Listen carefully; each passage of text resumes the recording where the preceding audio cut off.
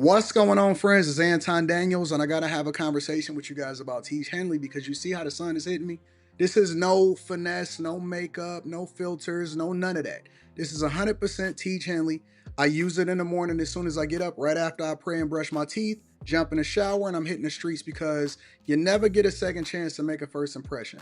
So even though they're giving you 40% off your first order, 20% off for life, even though you may get a free gift, forget all that, right? Because we would do this even if it was full price because it's worth that much. I'm in the streets, I'm kicking it with people when I see Dusties everywhere.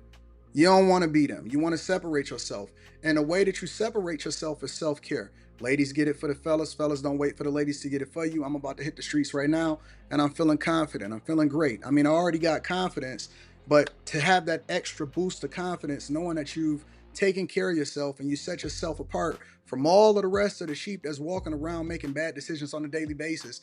And it's reflected in their actions. It's reflected in the products that they use. It's reflected in the people that they follow. And so if you're trying to level up, if you're trying to make sure that you look good, they're going to send you the pack. They're going to give you all of the instructions on how you're supposed to use it. Then make sure you get your Teach Henley. Again, 40% off your first order, 20% off for life. Get your free gift. Make sure you tap in with your boy Anton Daniels because Unc is never going to lead you wrong. I would never have you use a product that I don't use myself. Again, they've been rocking with me for a long time. Make sure you get your Teach Henley. I love you. I appreciate you. I'm going to holler at you guys later.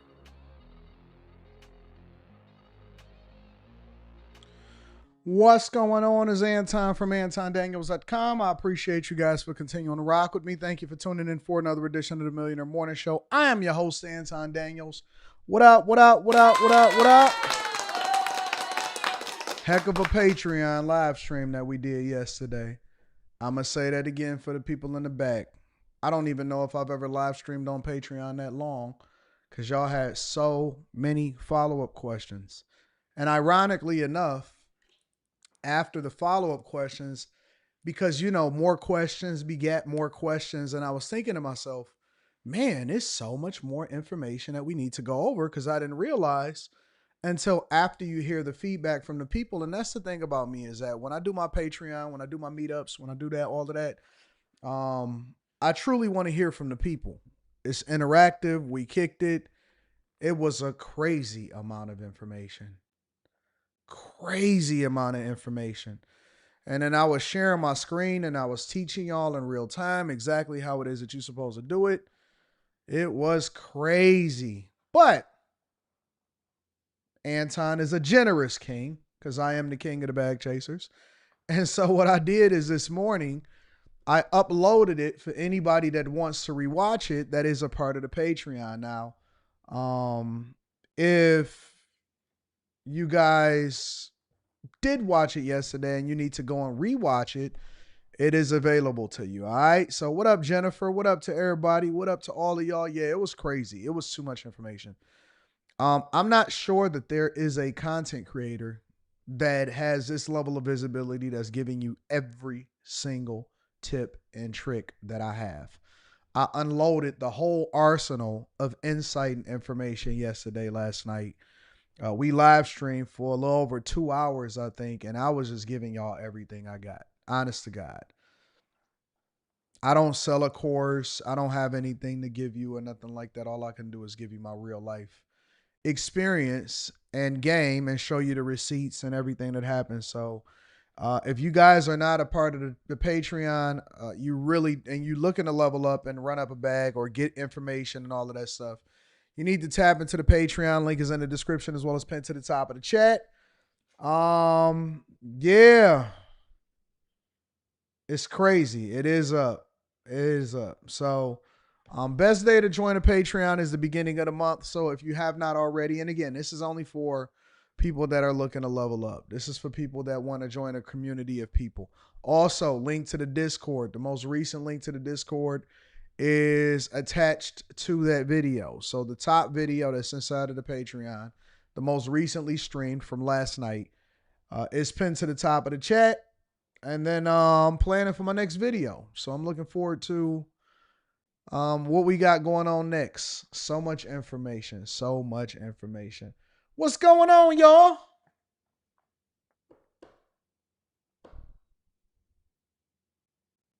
Chris Cunningham, you counting my subs?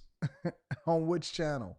Remember when both this channel and the Anton Daniels channel was crossing 100,000 at the exact same time on the exact same day?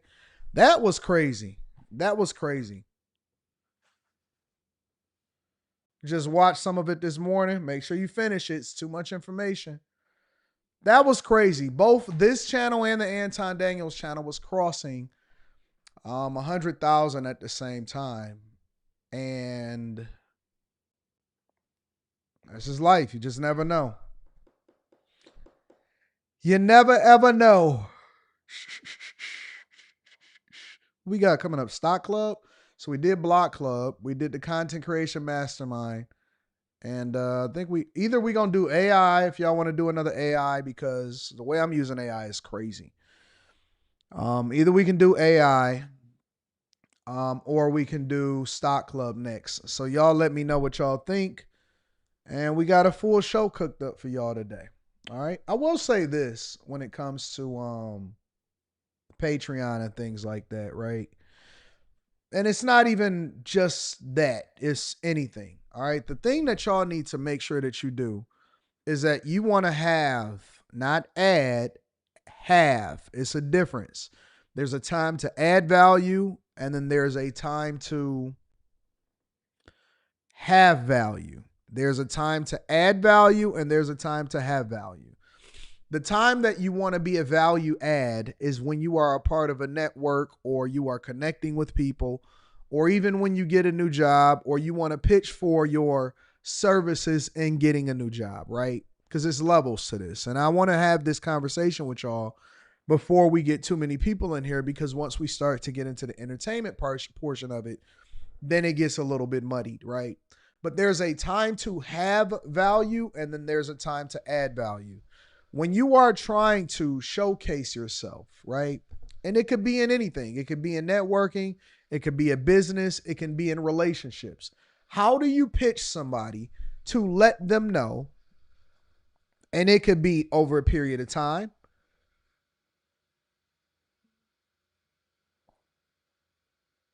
How do you pitch somebody to let them know that you want to be in the inner circle? Because being cool with people, that's high school, right? We don't care about high school level anymore. But actually getting to know people, or to give people a reason to interact with you, you have to be a value add. So a lot of people go to networking events a lot of times, and they trying to figure out, oh man, I'm going to connect with this person. I'm going to connect with this person, and they're going to give me some money. Well, why would they give you any money? Because I got this great idea. And it's a lot of people with a great idea. I don't know you. I've never met you before. You sound good. You got a great idea, whatever. So I don't know your work ethic. I don't know who you are. I don't know anything about you, right? So when you think about it from that lens, a lot of times people don't know that when you go to networking events, depending on what the event is and what the barrier to entry is, most of the time it's just all the people of the same ilk running around thinking that they connecting with each other, and it's just a bunch of busy work. You're wasting your time. The minute that you learn how to add value to people is when people then look to you for your services, or they want to keep you around. Why do men keep women that add value into their life around? You become invaluable to me. You've become something that I need in my life. And so I got to have you. The value that you add to my life, I'm never going anywhere. I can't, because you're too useful. You're too awesome. And that is how you get a girl to be a part of your team, because then you got to make sure that she a part of what it is that you got going on. A girl that often at times finds certain men, because remember, most divorces don't happen because of all of this other nonsense that we hear about on the internet. You know what most divorces happen? You know why they happen? Most of the time it's because of money. And I'm saying this to illustrate a point, not to talk about relationships. When you talk about a job, do you know why people are trying to figure out how to raise the minimum wage in different states? because the people that are at the bottom that have no value, that you could replace them tomorrow with somebody else, are advocating for a fair wage instead of trying to figure out how to become more valuable in the marketplace. Because the people that have value, the people that add value, they never go without a job, or it's very rare that they're in between jobs. They never go without a paycheck. They never go unemployed. It's really their choice. They get recruited. And this is the part that we miss a lot of times. The people that are awesome in life, they don't apply, they get recruited. There are executive recruitment firms. There are software engineering recruitment firms, AI machine learning recruitment firms, cloud engineering recruitment firms. Listen to what I'm telling you, because I'm trying to convince you to switch from a duress mindset. People that are under duress beg. Why aren't y'all doing more for us? Why you cutting off my stuff? What is it that you gonna do for me? My ancestors did this, whatever, so on. People that are under duress ask, they beg. People that have value get recruited. There are certain women that will never hit the marketplace. There are certain women that will never hit the marketplace because if you really know, people are trying to recruit them while they with you. There's certain women that every day is people just paying attention like, hey, you single? Oh, word? All right. Appreciate you. It's certain women that will never hit the marketplace. It's certain people that work at certain jobs or have certain skill sets. They'll never hit the marketplace. So when you start to do an assessment over your life, right? There's certain men that women are looking like, wait, they can't wait for them to get divorced. Listen what I'm telling you. I'm using this as a business lesson. There are certain men that women are like, they pay attention to them, they watch them. And it's not that they want them to get divorced, but they paying attention. I'm just telling you what the truth is. There's certain people, certain business owners. The banks, they don't go into the bank and ask for money. The banks call them and say, hey, listen, can we set a meeting on your calendar? Because we want to figure out if we can add some value or if we can extend you some money or if we can loan you something. Do you know that there are people that the banks call and they like, hey, listen, we know that you got a lot of money moving in and out, or we know you got a lot of things going on. What is it that we can do? You know what? We can't do it over here because we realize that you don't need anything in the real estate space, but can we pair you with this person over here? So what am I saying to you? What am I saying to you? I'm saying that you have to get to the point in your life to where people are recruiting you. If you ever get to the point in your life where people are begging to give you money, and I'm not even just talking about a bank,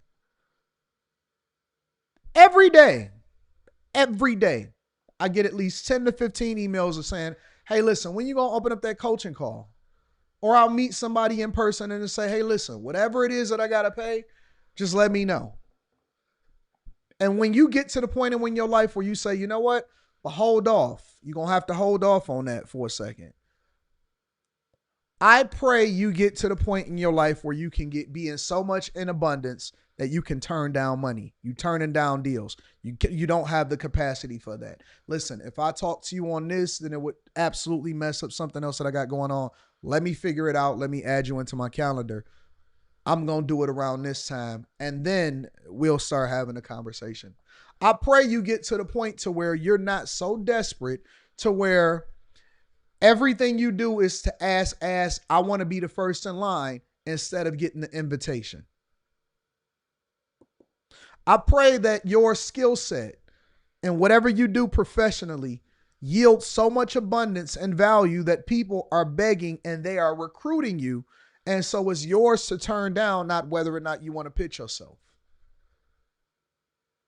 Because first, it's a mindset shift. Once you have the mindset shift, it moves into actual real life scenarios and actions and steps that you're taking. And then you get to a point to where the value that you have is so much that people are literally begging to give you money, begging to give you an opportunity to come into the fold. Hey, listen, whatever it is that you need, I'll make sure that it's taken care of. And sometimes we can't imagine it because we so busy in the mire. We so busy just doing busy work. We're not actually becoming valuable as a person. You have to become valuable in every aspect of your life. And only do you know what you want to become valuable in. And people that lie to you on a regular basis and they say stuff like, well, I don't care about all of this, or I don't care about being valuable. I just want to stay in my hole. They're lying. Our natural instincts as people, men and women, is to be wanted. We want to be wanted. Now, sometimes unwanted attention in the wrong way, depending on what you're doing, that could be a bad thing. But the fact of the matter is, we all want to have the option, and that is my prayer. Give me the option to turn it down. Even if I don't want it, let it be my option.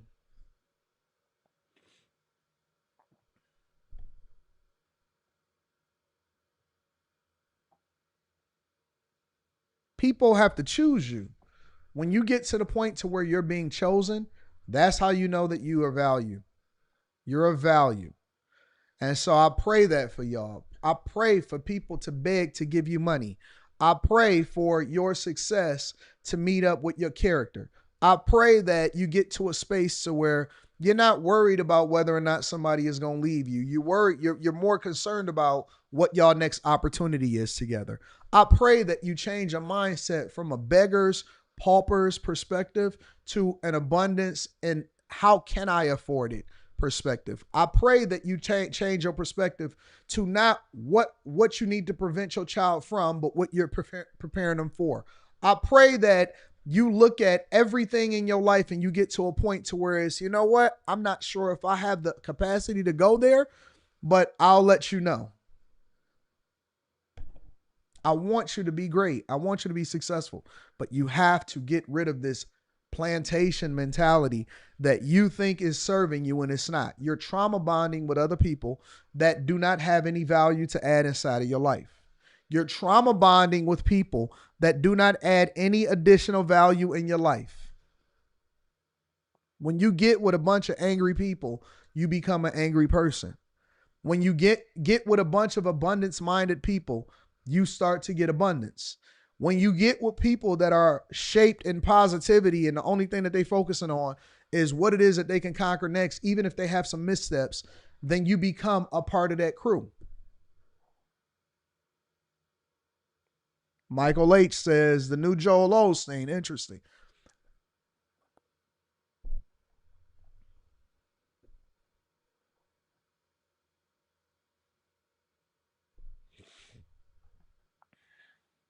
They never have a profile picture.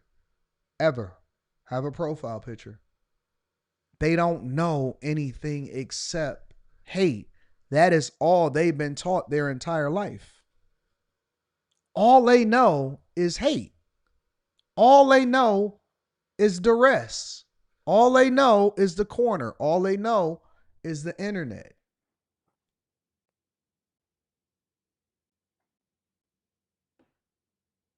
Think about it. They subscribe to say that. That's all they know. I guarantee, listen to somebody for a second, watch them type, see what the normalcy of what it is that they're saying.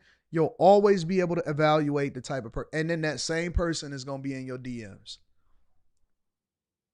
That same person is going to be in the chick's DMs talking about going 50-50.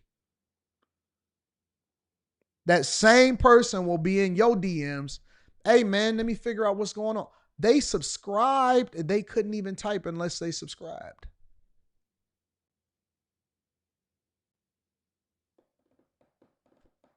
It's a duress mindset. It's a duress mindset. But we don't censor people here. We let them rock out. Anytime somebody talks or speaks. Now, here's the flip side. Now, watch this. If I was talking about DMP and who shot who and what's happening in the hood and all of this other stuff, they will be all in. Man, this is a good live stream. But you start speaking positivity and abundance into people, and it's always going to bring out the duress mindset every single time. Y'all ready to get started with the show? Are y'all ready to get started with the show? Let me go ahead and acknowledge the people that supported the platform early in the building. First of all, I want to give an acknowledgement to my dog, Mike, that dude. Shout out to Mike, that dude. Well, I taught y'all about this last night when we had this conversation, all right? Make sure y'all tap into the Patreon. Link is in the description. If you're looking to rock out with a group of people that's going in the direction that you want to go in. They call me Mr. Bibb, says, good morning from Detroit, just letting Quentin know that he has love from Detroit. Just a Brown Girl in America says, good morning. What month are we going out of town? November, December? I don't know. One of those two. You know what? Honestly, just a Brown Girl in America, I just want to cross what I want to cross, and you know what I'm talking about. And then once I get there, then I just want to breathe that sigh of relief and then focus. Chris Cunningham says, see, Chris is counting 5K more subs. Is it 5K? So then that means we probably going to cross this week. Let me see. Let's see what's going on. Shout out to Trini Life on Cash App. I appreciate you, Trini Life. Trini Life in the building. Shout out to you. Nope. 4,000 more. 4,000 more is where it's at. Not 5, 4.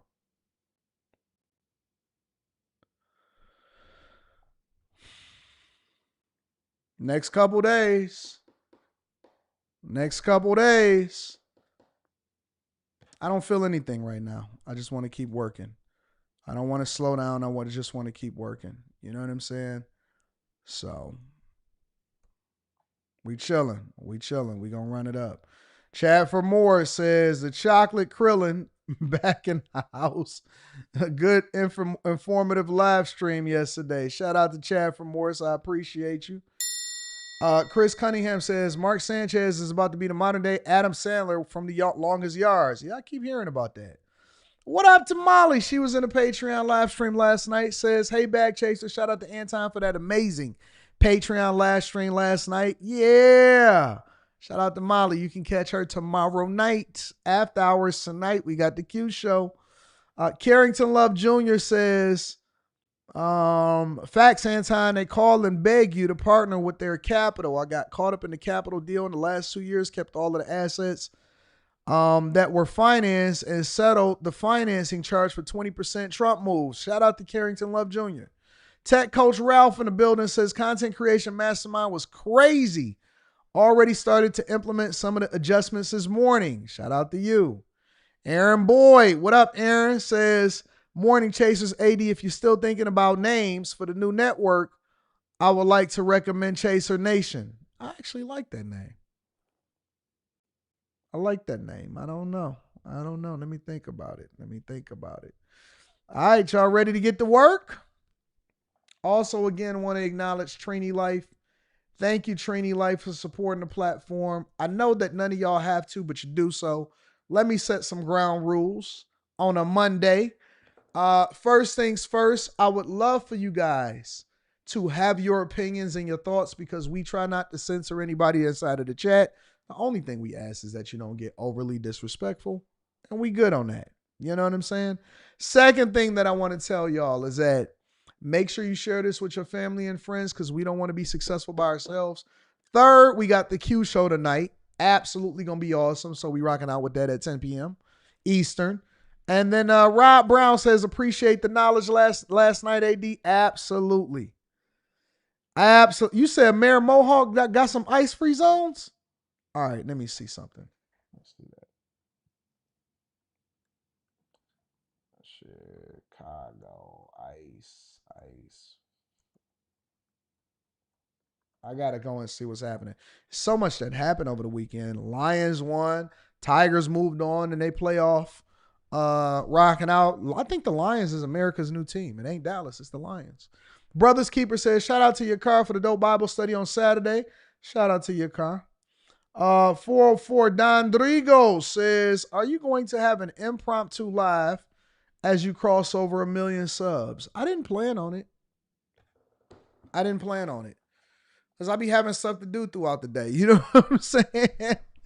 I didn't plan on it. I did not plan on it. So, nah, we just going to let it rock out. We going to let it do what it do. And we going to keep it moving. All right, y'all. Let's go ahead and get started with the show. All right, before we get started with the show, let me say this also. All right? I need to revisit some things that we covered.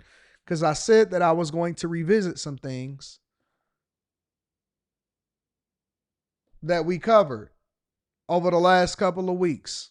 Okay? But before we get there, the first thing that I want to talk about is what the heck is happening? What the heck is happening in New York?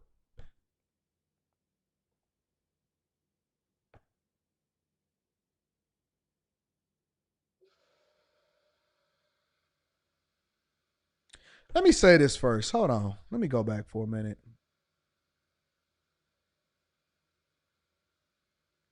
I just want to see something real quick. Give me a second. Give me a second. Let me see something. Only 2 ways to get rich.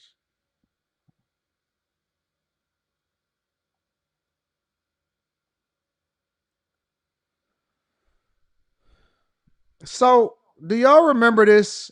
Y'all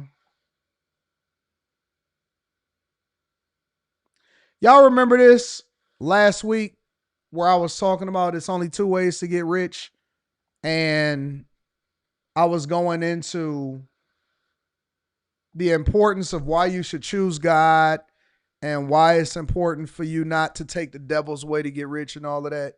Remember when I was talking about that last week and I was, kind of going off and I'm like, man, that's, it's important for people to get this message. So I just get this notification.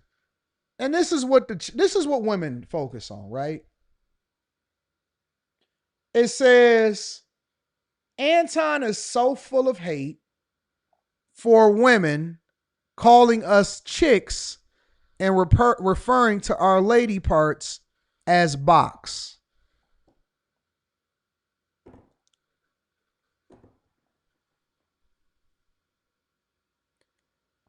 Is that hate?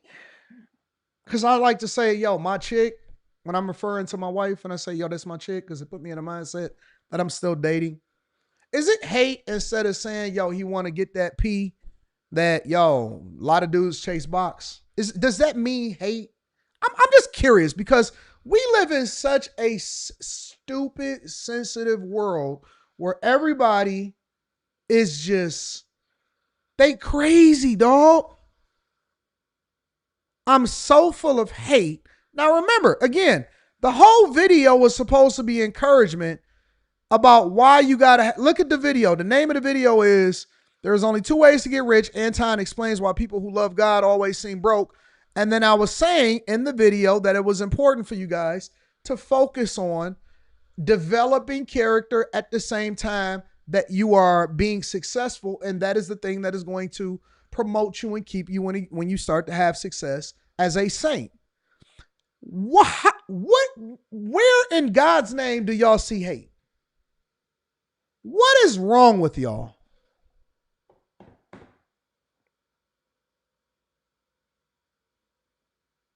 What is wrong with y'all? Did I miss something? What did I miss? Did I miss something?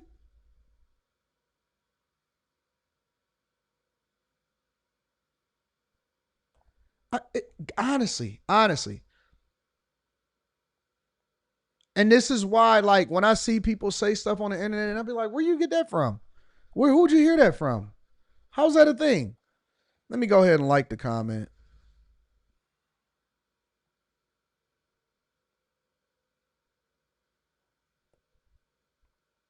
I don't be knowing. I don't understand it. I genuinely don't understand it. Anyways, back into the show like we was doing. All right, so let's go back over to New York. I don't be knowing what's going on. I be trying to figure out, why do y'all say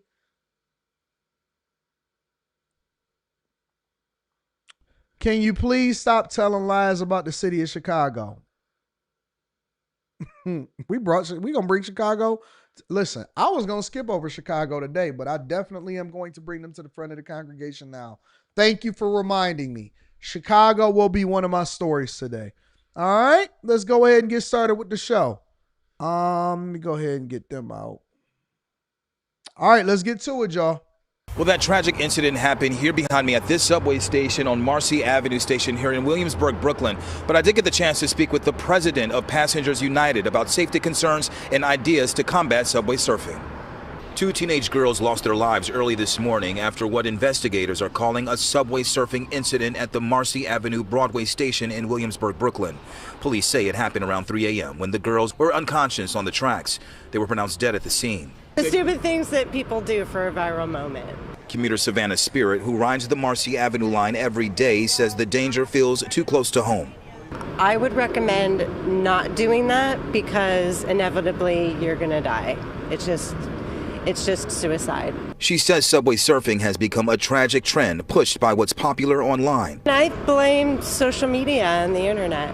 So I think that it looks like a cool thing to do. And so they try it out and then inevitably they get killed. So far this year, police have stopped more than 100 riders from subway surfing. Since 2023, the NYPD has been deploying drones to stop subway surfers, spotting them from above in real time and allowing officers to stop trains at the next station to safely remove riders before they get hurt. Year to date, at least 3 people have died subway surfing. We're devastated. Charlton D'Souza is the president of Passengers United. He says he would like the NYPD to secure the doors between the subway cars and urges people to use the emergency intercom to report passengers walking between cars. Is that a safety issue, though, that once you lock those doors that it makes it almost impossible for people to get out in an emergency situation? Or why can't we just be mindful and act like we got some sense when it comes to the things that we do on a daily basis? Me locking the doors on you is not going to stop you from putting your life in danger, because if you got a death wish or you just so happen to want to jump on a certain trend, guess what people do? They figure out a way to get it done. They figure out a way to jump on top of a train. They figure out a way to do something different. Now, it just so happens to be girls. A 13-year-old girl and another teenager that decided that they wanted to capture some content for the gram. They wanted to go viral on TikTok. And it's funny because now I keep seeing people and legislators calling for TikTok to remove anything, or Instagram or YouTube to remove anything that has to do with subway surfing. And it's like, is it the platform's responsibility to ensure that your child is doing what they're supposed to do? So if your child get killed doing something stupid and they wind up on some tracks, whose fault is that? Because you're old enough to think for yourself and know what you're doing. And so they want to do this, F around and find out. And now everybody want to get a GoFundMe because they wanted to do some dumb stuff and subway surf on a train.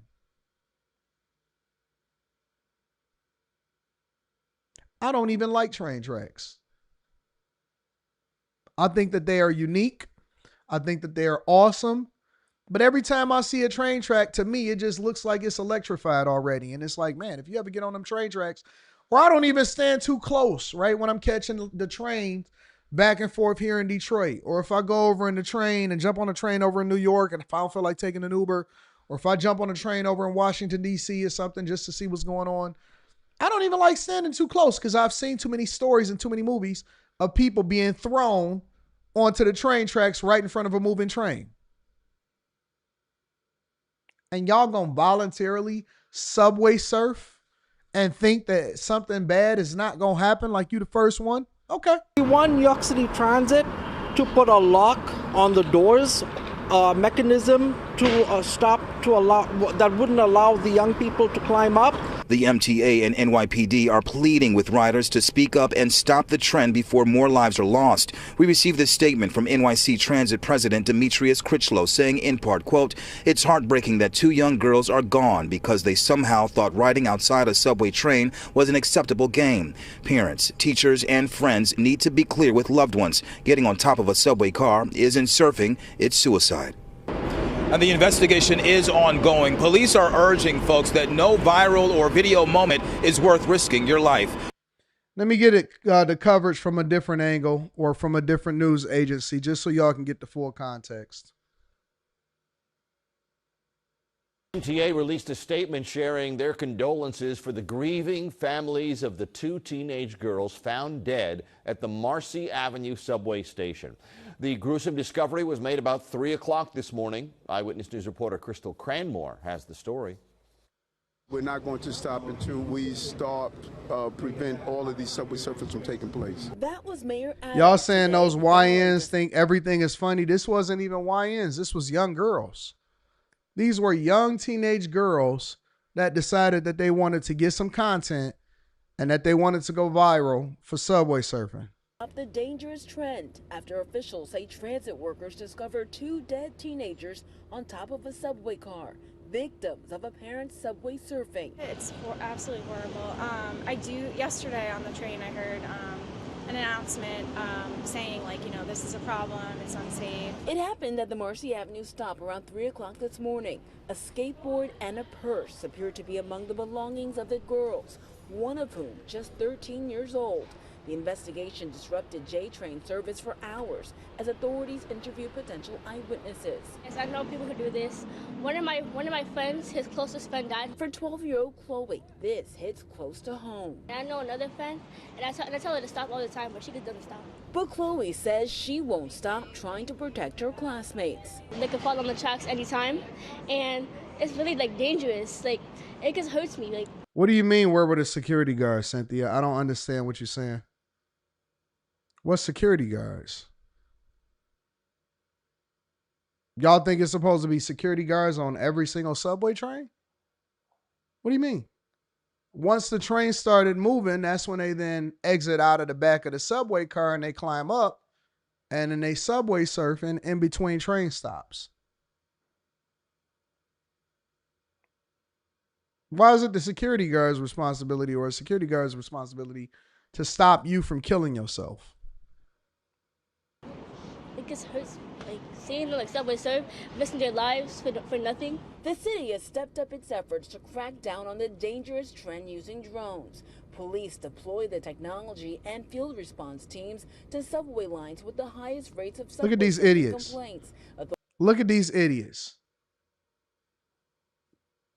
Authorities say at least 52 Know how dangerous that arrests is? have been made this year. It's horrific. I don't know whether they're seeing it on movies. I don't know where it's coming from. It sounds like an adrenaline junkie. According to the NYPD, there were 3 subway surfing deaths in 2024, and there were 3 between January 1st and August 31st of this year. Obviously, more needs to be done. It's still happening. New York City Transit President Demetrius Critchlow released a statement saying in part that parents, teachers, and friends all play a role in stopping this trend by spreading the message that riding on top of subway cars is not surfing, it's suicide. In Williamsburg, Brooklyn. Yeah, that's so stupid. That is very, very dumb. And so I just wanted to play that to show you guys what the culture does to you. When you are influenced by things that you're not supposed to do, then it could result in you ending your life. And the worst part about it is that wasn't a girl thing, right? I didn't know that girls did stupid stuff like this. I thought that y'all was more risk averse. Aren't girls more risk averse, or do they just jump off the bridge nowadays? I thought that girls were more risk averse. Shout out to my dog, Jeremy Hampton. I'm going to get to that shortly.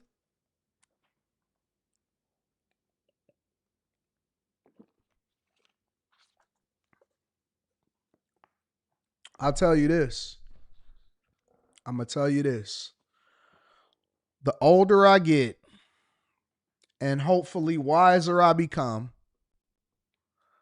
the less I want to do that puts my life in danger. What's that saying? I know it's a saying that comes along with it where they say that something wisdom is wasted on the old or youth is wasted on the young or something like that. It is. It really is, honestly. And it's almost like, man, y'all really don't value life the way that you value it. And it's like I see some people doing dumb junk. They'll put their life at risk on some real stupid stuff, right? Or they'll risk going to jail for the rest of their life. And it's like, man, why would you risk that? You know what I'm saying? I know people that wind up having to do almost 20 years in jail. And it was right after their 18th birthday. I remember it was a guy that I went to school with. And we used to call him Spoon. Forgot what his name is. Let me see something. I might be able to find this dude.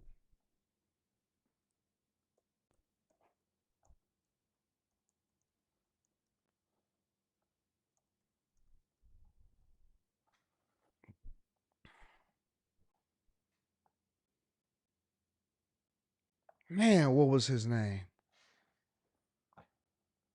I don't remember what his name was. Ain't that crazy how um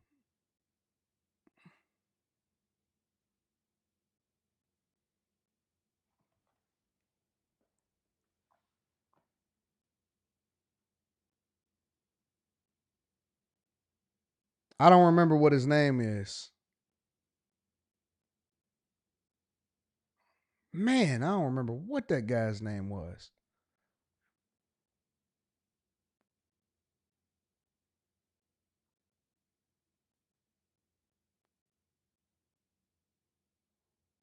I don't remember what his name was.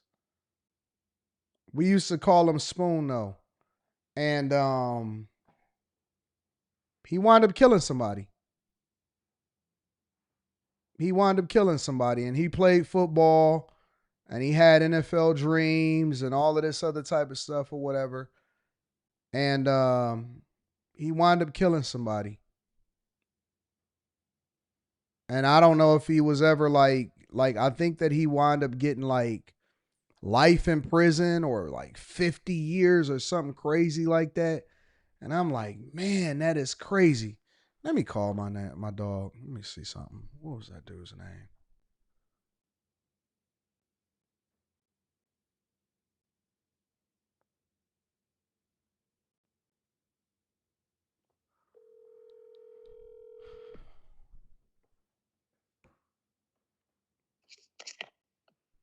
What up, though? What up, bro? Hey, I'm on a live stream. What was Spoon's name? What was who? Spoon's name from high school. Kenneth. Ken. What was his last name? You know his last name? Witherspoon. Ken Witherspoon? Yeah. I always knew that dude is a Spoon.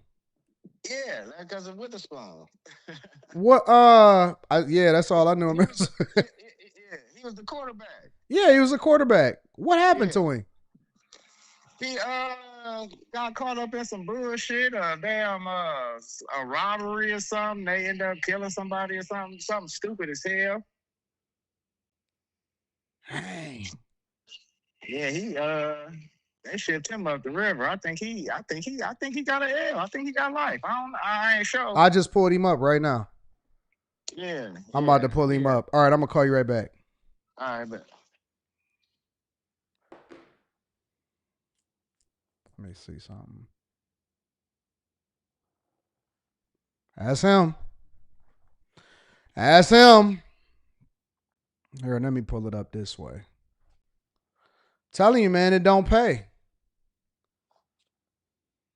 Let's see.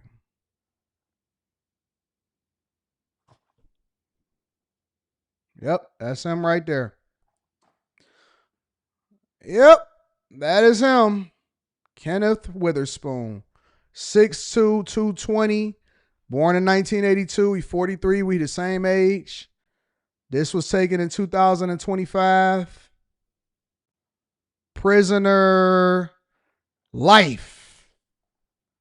He got life. I think it was a quarterback. 6'2", on his way, and decided that he wanted to get some quick money, and he wound up getting life. Man, when I heard that, I was like, what? What happened to Spoon? And like, dog, he got life. He got life. Went to school with him. He was the quarterback of the most popular school in the city. So let me see what he got. Home invasion. Yep, you was right. Home invasion. He went over to Macomb County. Got 10 years minimum, 20 years max. Kidnapping. 23 to 50. Jesus. Homicide. And he got life for the homicide. So they threw them other ones on there. And this was back in 2008, bro. Date of offense, 2008. January 15, 2008. Cold outside. Snow outside.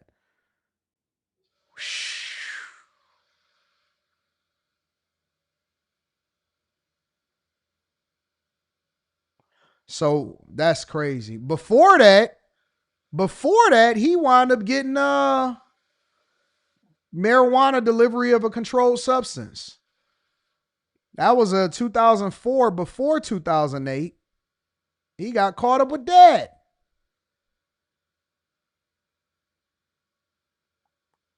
Man, that's crazy. He'll never, ever, ever, ever, ever see the light of day. He'll never see the light of. He was the quarterback. He was a star high school quarterback. And he wound up getting involved with a robbery and a home invasion, and somebody got killed, and they gave him life. No, not the cornerback, quarterback. He was the quarterback, not the cornerback. He was the quarterback and got life. Yeah, that's all right. Let me go ahead and stick to my nerd life. I'm good. You know what I'm saying? Like, don't worry about me. We gonna figure it out over here. We good. We cool. All of the coolest people want to be hanging out with the wrong crew. Ain't never got no mindset for itself. Now you doing life in Chippewa. He 43. He been in there since he was 20. What happened in 2008? 26 years old. 26 years old, and he wound up getting life at 26. Boy, you got another 60, 70 years to just live in there.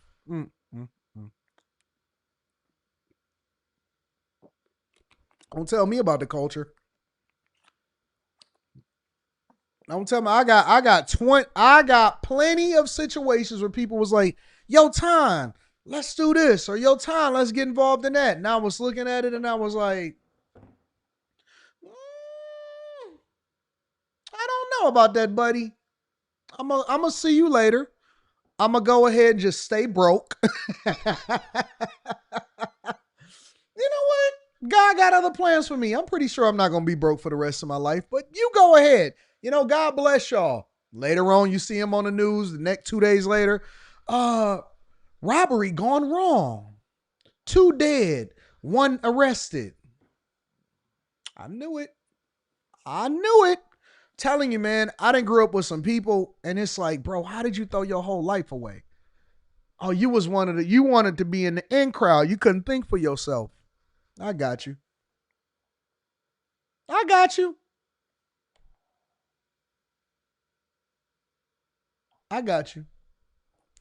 Make sure you hit a like for the algorithm, subscribe to the channel, and turn on your notifications. What we talking about next?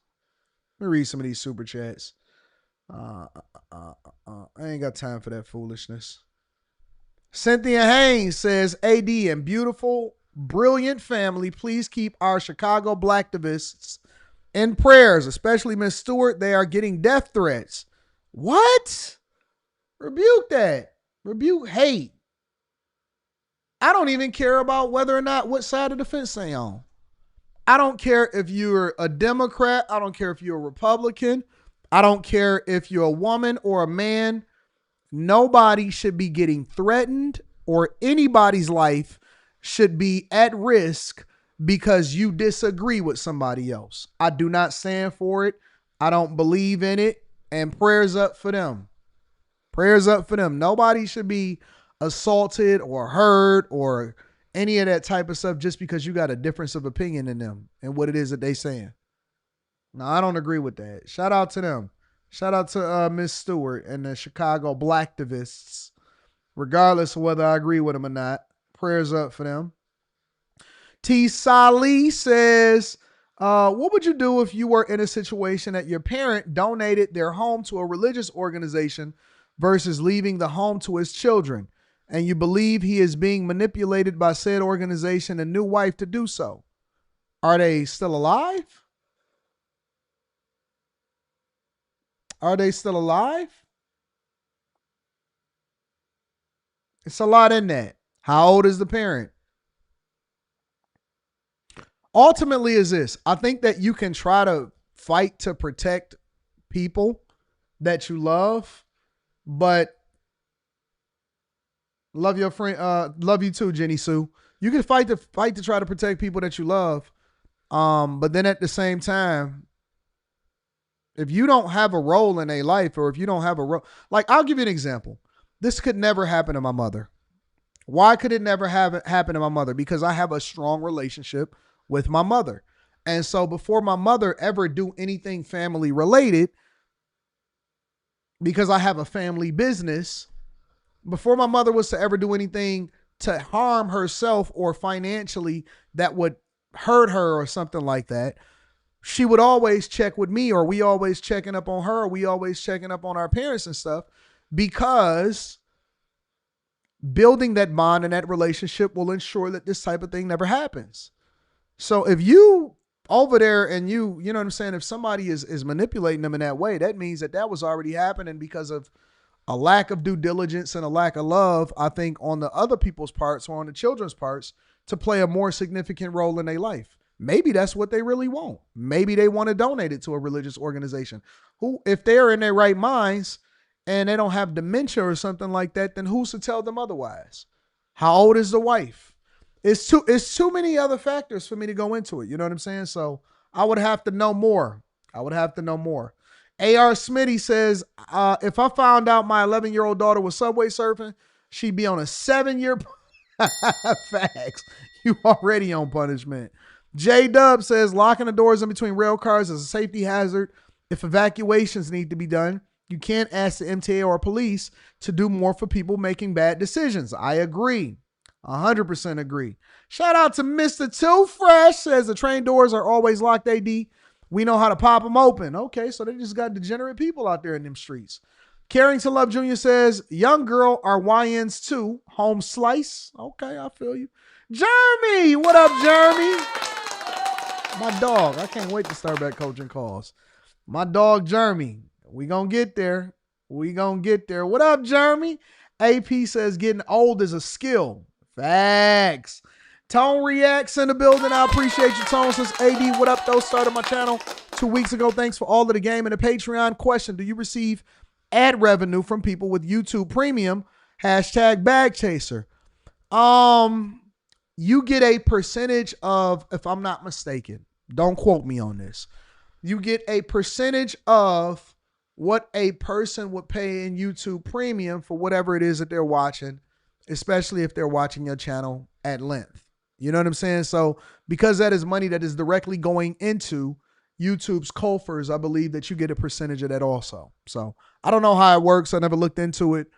My biggest thing was just always making sure that I was doing what I was supposed to do to put out great content. A.R. Smitty says Spoon and J. Rue Campbell. I remember J. Rue Campbell. He graduated later though. Dudes had the world at their fingertips and threw it away. Gotta love the culture every single time.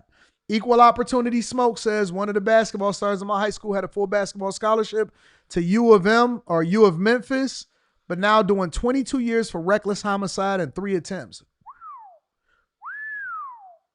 Chris Cunningham says, I went to school with a cat who did the same crime as Spoon. Getting life. Life, dog. Life? That mean I'm never getting out? Rebuke that. Rebuke that in Jesus' name. Like these young people right here. Remember when I was telling y'all about the people that did the smash and grabs over in Oakland and the Bay Area and all of this stuff. And it was over 20 of them. It was like 20, 25. Well, they've arrested 7 more. I see she's my queen to be. I see Tadisha Mayfield. Tadisha Mayfield is in the building. Yeah, Angel. You see Angel at the top. Zachary Blue Gordon. If this is not the biggest diversity, equity, and inclusion I've ever seen in my entire life. This is the biggest diversity, equity, and inclusion panel that I've ever seen in my entire life personally. We got black, we got white, we got all of them. Everybody is right there. But y'all remember the dark guy, the black guy that was on 3 strikes and he was only like 27 years old or something like that. Remember him? He had already got arrested. Remember, he got arrested first. And I told you, I said, listen, he gonna snitch. He gonna snitch. The one thing that I've learned about people, right? And this is why I'm a civilian. The one thing that I learned about people is that they all snitch. They all got a price. Everybody got a price. Everybody got a price. Because, see, they had to, you better tell before I catch the rest of them because somebody going to tell. You know what else I learned about most street dudes? The only person that get the most time is the last person to tell because they all tell. They all snitch. Everybody tells. Everybody snitches. It's just a matter of how much pressure. How many years you gonna give them? What kind of corned beef sandwich is gonna give them? Did you give them a regular Coke? Did you give them a Coke Zero? Is it sauerkraut and coleslaw on the corned beef sandwich? Does it have rye bread? Is it an onion roll toasted? Is it Thousand Island and mustard on it at the same time? Huh? Both Swiss and American cheese melted.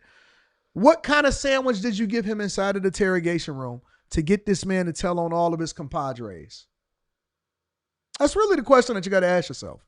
South Bay reporter Jesse Gary joining us live now from the Little Saigon section of San Jose with more on the arrests that have been made and how this news is being received there in the community. Jesse?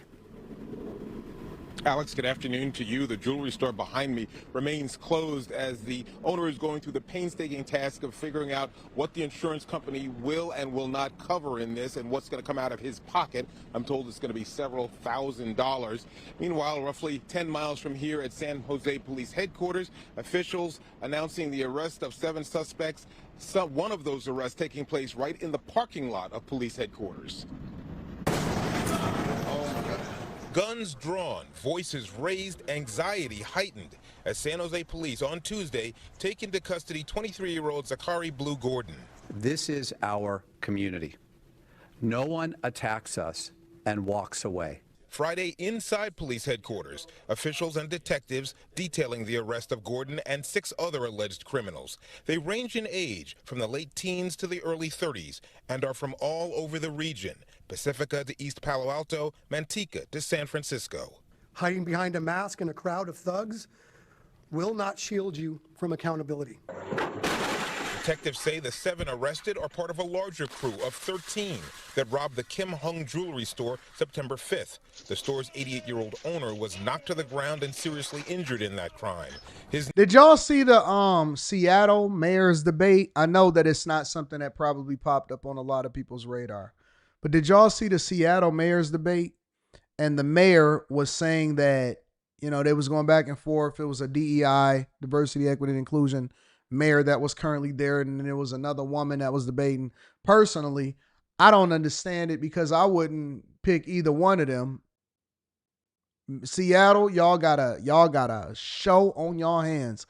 And it was a Seattle mayor's debate, and the guy was basically saying, like, yo, because they asked him about crime and, all of that stuff and making sure that it's on there for a longer time and all of that stuff.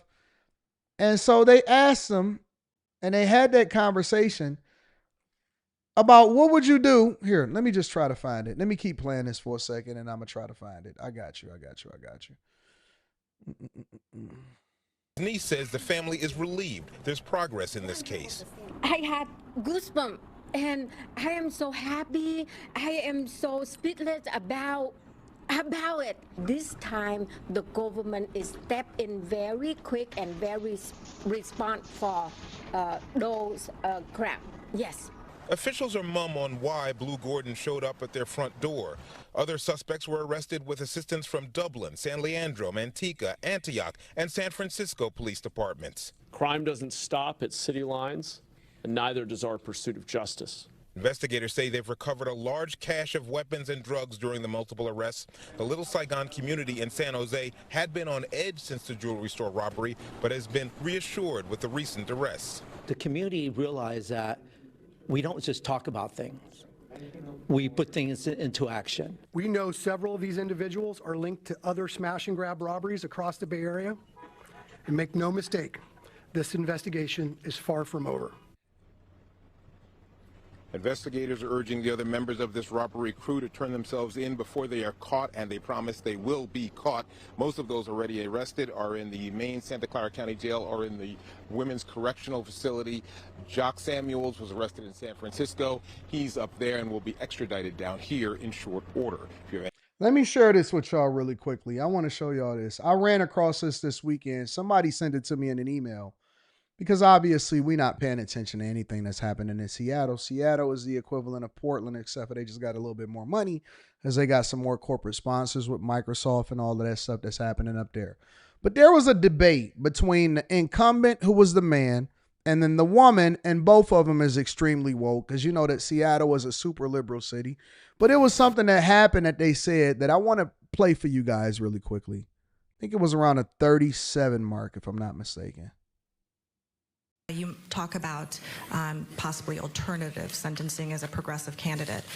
One of the things under Mayor Harrell's administration, specifically Ann Davison, the city attorney's office, she got rid of community court, which is something that is an alternative to jail time. But one of the reasons why... What the heck is community court?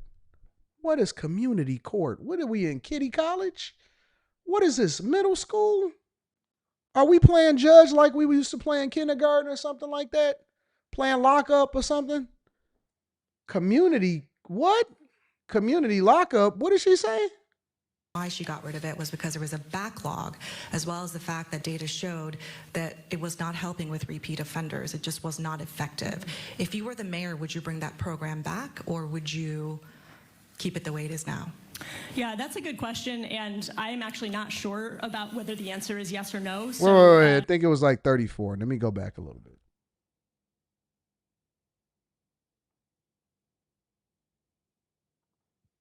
That in 2024, Seattle had the 4th highest overall crime rate compared to other large cities. The crime numbers this year overall seem to be on a better path than last year. But Mr. Harrell, it's no secret that repeat offenders are driving much of this crime. Is the city too lax on repeat offenders? That's an interesting question. I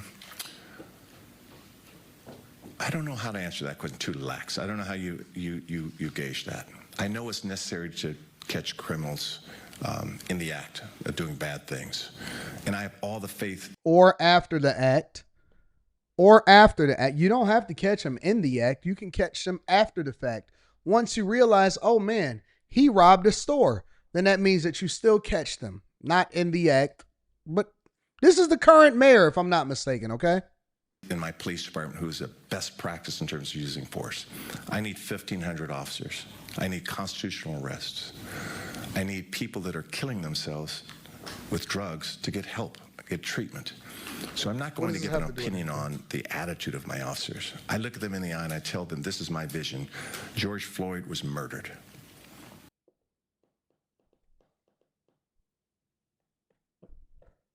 Listen, man, I'm telling you. Seattle, Portland, Chicago, Denver, Los Angeles, all of these places are, New York, throw that in there. All of these places are so liberal, bro. They are so woke. It is crushing. They're so woke that they don't even answer the question anymore. They asked you, they said, listen, it's a lot of repeat offenses by the same people that y'all keep letting out 3, 4, 5, 6, 7, 8 times. What does this have to do with the price of tea in China? Purely and simply. And I need you to recruit culturally competent officers. And we Culturally competent officers. created the care department, which is an unarmed response. The largest city in the country to do this. So whether they're lax or not, for me, in all due respect, is just not the question. The question is, are they effective? And they are very effective. I just need to get my numbers up because the defund movement demoralized the police department. I was down 300 when you started, but the good news is we're getting 10 applications a day. So to me, the question is, are they effective? And they're very effective when given the resources. Mayor Harrell, I want to go back to that repeat offender question. If somebody has offended 6, 7, 8 times, even if it's a minor offense, but they continue to fail to turn their life around, at what point do you balance public safety to giving this person, some accountability? What is that balance? So let me make something very clear. I was the one that sponsored the ban the box legislation when everyone opposed it because the criminal system has had a disparate impact on black and brown communities.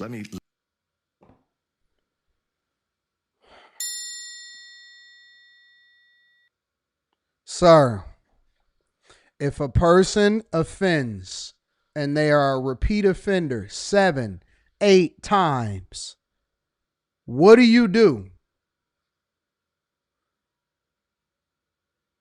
What do you do? Man, where is the masculinity and where's the accountability? And nobody said anything about color. Nobody. Zero. The question had nothing to. Let me be very clear right here, because I know that y'all, sometimes people don't have their listening ears on. You know how the saying goes. Nobody, 0 people, 0 asked about color. They didn't say if it's a white person. They didn't say if it's a what they like to say brown person, as everybody else is not black and white. They didn't say if it was a black person. They didn't say if it was a girl. They didn't say if it was a man. They didn't say any of that type of stuff. They said if they did a crime 7 to 8 times, and here we go with this woke nonsense every time. Lead with that. So when this person is committing 6 or 7 crimes, I don't know his or her story. Maybe they were abused as a child. Maybe they're hungry. So my remedy is to find their life story to see how we could help first. I have no desire to put them in jail, but I need to protect you, and that's the calibration that we have. I put police officers on the stand. I've cross-examined them. And this is what they dealing with over in Seattle. This is what they dealing with over in Seattle. No accountability. Somebody can break the law and get caught. Because listen, think about it. Because you're talking about a repeat offender, right? If a repeat offender gets caught 7 to 8 times, that means that the crime that they actually committed or the crimes that they were committing probably happened about 20 to 25 times. Because let's be clear, most criminals don't get caught for everything that they do. They don't get charged for everything. Now, if you got caught 7 to 8 times, that means you a career criminal. You a career criminal. You don't want to do nothing different. You're not going to get right. You're looking to go to jail. You don't like getting released. You're a career criminal. And yet you have politicians that are in office pandering over to the general public. And I don't know who their base is, but anybody that's a base head enough to say, hey, man, if somebody do something 7 to 8 times, you don't lock them up. A dramatic smash and grab robbery at the Kim Hung jewelry store had ripple effects felt throughout the San Jose community. And it starts with the family who runs the business. The 88-year-old owner suffered a heart attack and a stroke and is now looking at $50,000 to $100,000 in repair costs, not to mention medical bills and trauma. But Friday, law enforcement leaders announced arrests that represent the first step towards finding justice for this family. This was not just an attack on a hardworking family. It was an attack on a legacy business that represents the American dream. 7 suspects with ties across the Bay Area have been linked to the dangerous robbery that happened in early September. More than 100 officers from 5 different agencies and across 7 cities assisted in the investigation and arrests. We scoured the entire Bay Area, conducting surveillance, serving search warrants, and working day and night with our law enforcement partners. And today, that persistence has delivered results. Police say some members of the group committed other robberies as well, including at a Milpitas jewelry store and the high-profile robbery in San Ramon. These are just a few of the 30 violent robberies, 16 of which were smash and grabs, that have occurred at California jewelry stores since March. It's a crime of cowards, people who hide behind chaos and hope that speed and numbers will shield them from consequences.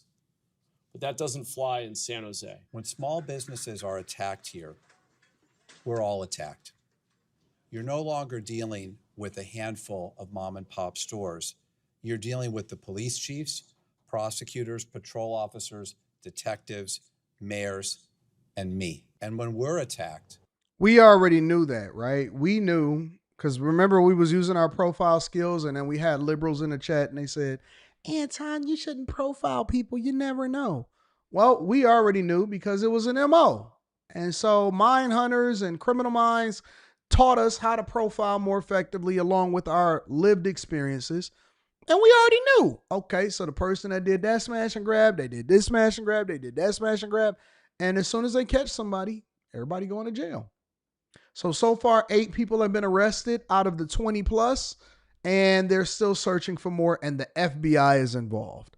Make sure you guys hit a like for the algorithm, subscribe to the channel, and turn on your notification. Don't do crime. Don't do crime. That's the moral of the story. Don't do crime. I agree with you, Anton. The rest of my family so much. I would share more with you if at all possible. Man, listen. I don't know what to tell you. What you gonna do? How you gonna fight it? Stephen Butler says, what up, AD? Late to the show. Did you hear about Jay Jones' text messages calling for the assassination of his political opponent and his kids? What? You know what I'm talking about?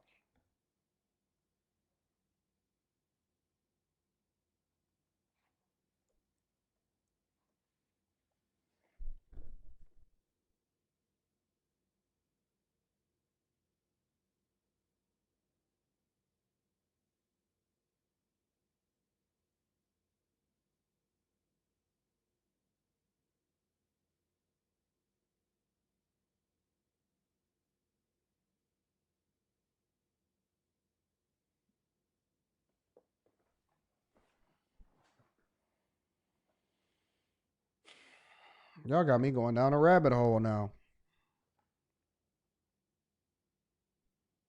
Here, let me pull this up. Give me a second.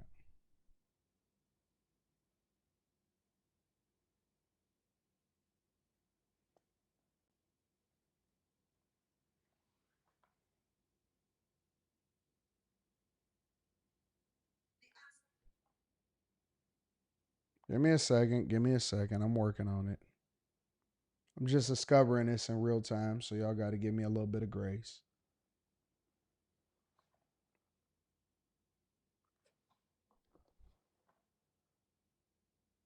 The unstable pull the triggers, but they are inspired by the hate tolerated and encouraged by the leadership of the Democrat Party.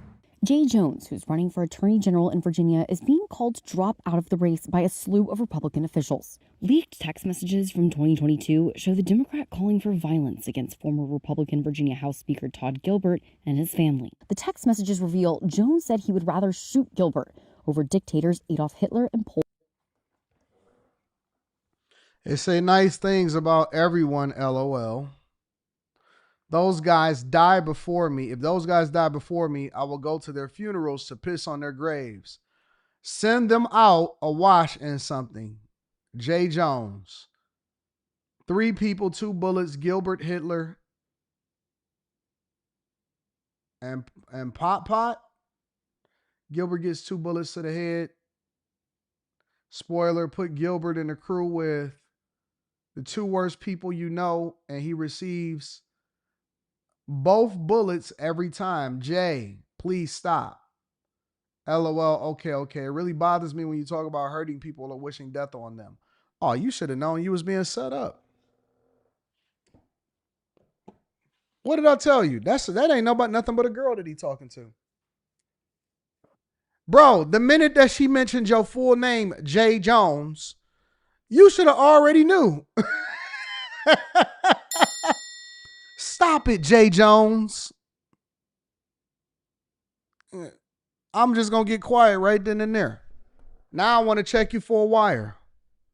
You should have, bruh, the minute that you seen that they called you your full government name, you should have already knew where this was going. You knew, you should have known you was being. Jay, please stop. Pot. Jones went on to say he believes Gilbert. He said there isn't a point blank asked you more than 3 times and you dug in that you meant it. I am honestly questioning a lot today. Yeah, that ain't nothing but women manipulation. I mean, do I think Todd and Jennifer are evil and that they're breeding little fascists? Yes.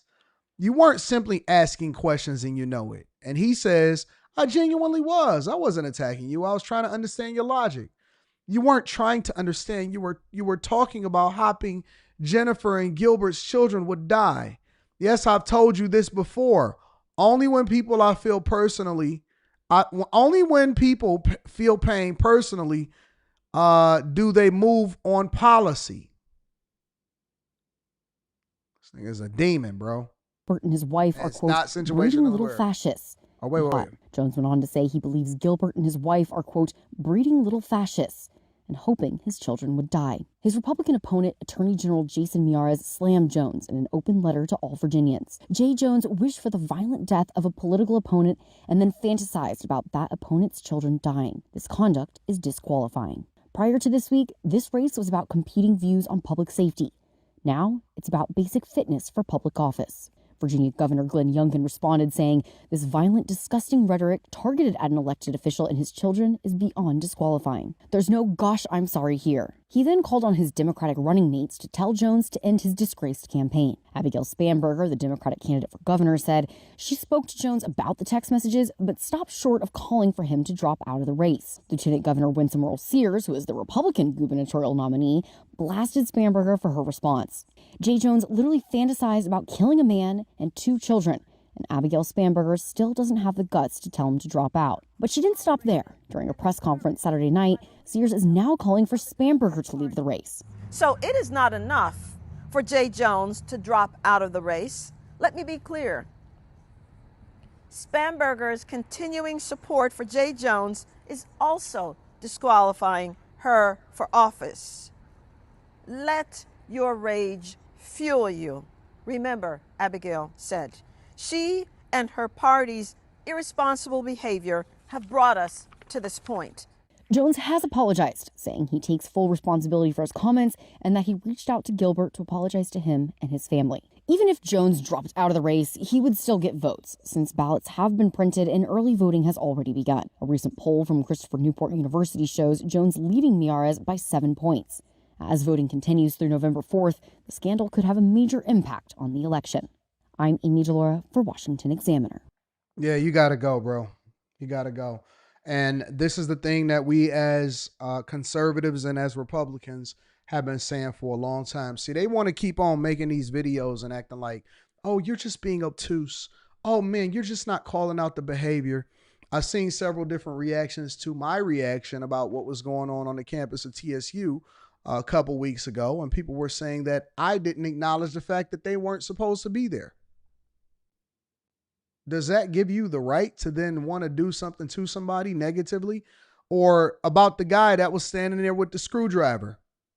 Maybe he was trying to drive screws on the concrete somewhere right on the grass in front of the signs that the people made. You know what I'm saying? And it's like, because you are ignorant, that does not give me the right to be ignorant, even if you disagree with me.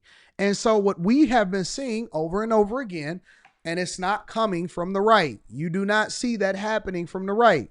When you deep dive into it, it's men that's sleeping with men, men that are with trans people, and the angry left that want to eliminate and hurt people, so much so to where they're literally willing to put it in a text message that will come back to haunt them.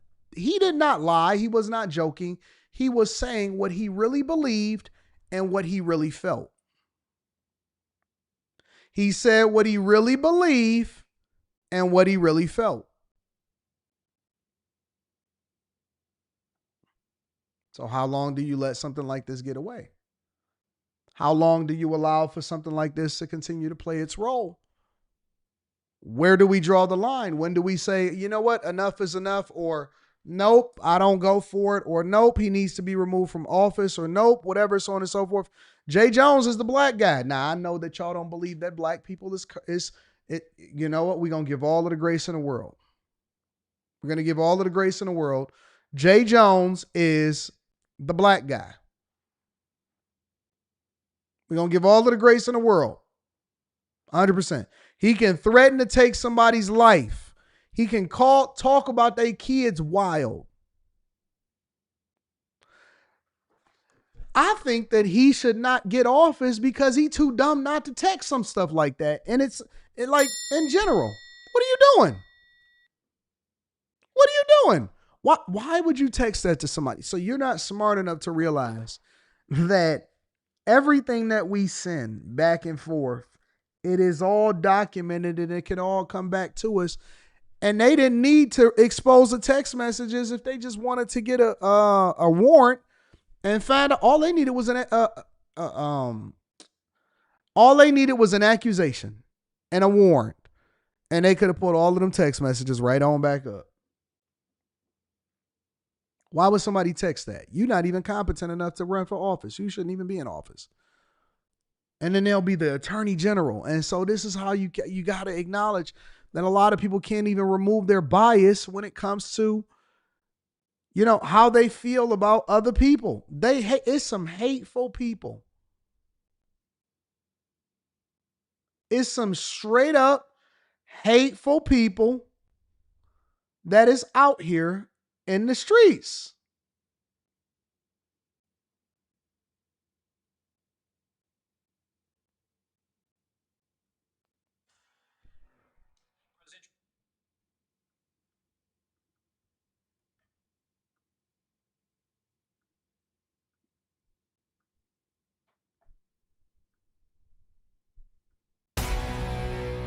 President Trump is joining calls for Virginia's Democratic Attorney General candidate, Jay Jones, to drop out of his race after text messages resurface of him justifying a political assassination of the state's former GOP House Speaker, Todd Gilbert. We want to warn you, the messages are violent. Here you go. Jones writing in 2022 a quote, 3 people, 2 bullets, Gilbert, Hitler, and Pol Pot. Gilbert gets 2 bullets to the head. Spoiler, put Gilbert in the crew with the 2 worst people you know, and he receives both bullets every time. Joining us now is the governor of Virginia, Glenn Youngkin. Governor, he's a Democrat, I get it, but when you saw this, you thought what? I thought this was a joke because no one could write this. I mean, no, this is demented. And here we have the Democrat candidate running for attorney general, the top cop in Virginia, wishing not only that he had 2 bullets to put in a guy's head, but then he wishes death on his children. And Todd Gilbert has small kids. And for Jay Jones to wish death on his small children is beyond belief. But that is where the violent left of the Democrat Party is. This is where these folks are. We had Charlie Kirk assassinated, and so many folks celebrated in the far left. We've had two Democrats threaten to murder 2 of our delegates running for office in Virginia. And now Jay Jones comes out and says that he has 2 bullets for Todd Gilbert's head and wants to see his children die. I mean, this is unbelievable. And what's shocking also is that after calling for the normal apology, the Democrat candidates, Abigail Spanberger and the rest of them, were out campaigning this weekend like it was nothing. They have got to call for this guy to resign, step down, get out of this race in disgrace, because this is beyond disqualifying. I mean, they're asking people to vote for this guy to be the Attorney General of the Commonwealth of Virginia. Meanwhile, we have the best Attorney General, Jason Miyares, in the nation. And everyone in Virginia should step forward, rehire Jason Miyares, and demonstrate that Virginia stands for the values that not just hold our country together, but we reject all political violence, and we reject anyone that would call for violence on a child. It's unbelievable. Winsome Sears immediately came out and condemned this, and Abigail Spanberger gave the normal, oh, it was wrong, and then's back out campaigning with all the Democrats calling for this guy to win. This is nuts, and this is why the Democrat Party has lost touch with where America is today, when they can support someone who wants to put 2 bullets in somebody's head who's a political arrival and see his children die. So, yeah, that's, I agree. I don't think that anybody that would send that is worthy of public office. Anybody that would text something like that, in my opinion, is not worthy of public office at all. So I don't know who this Jay Jones is, this Attorney General guy, but they got to let him go. Like he can't win. And if he was to win, if he does win, that just shows you that the people are absolutely terrible over wherever it is that he's running.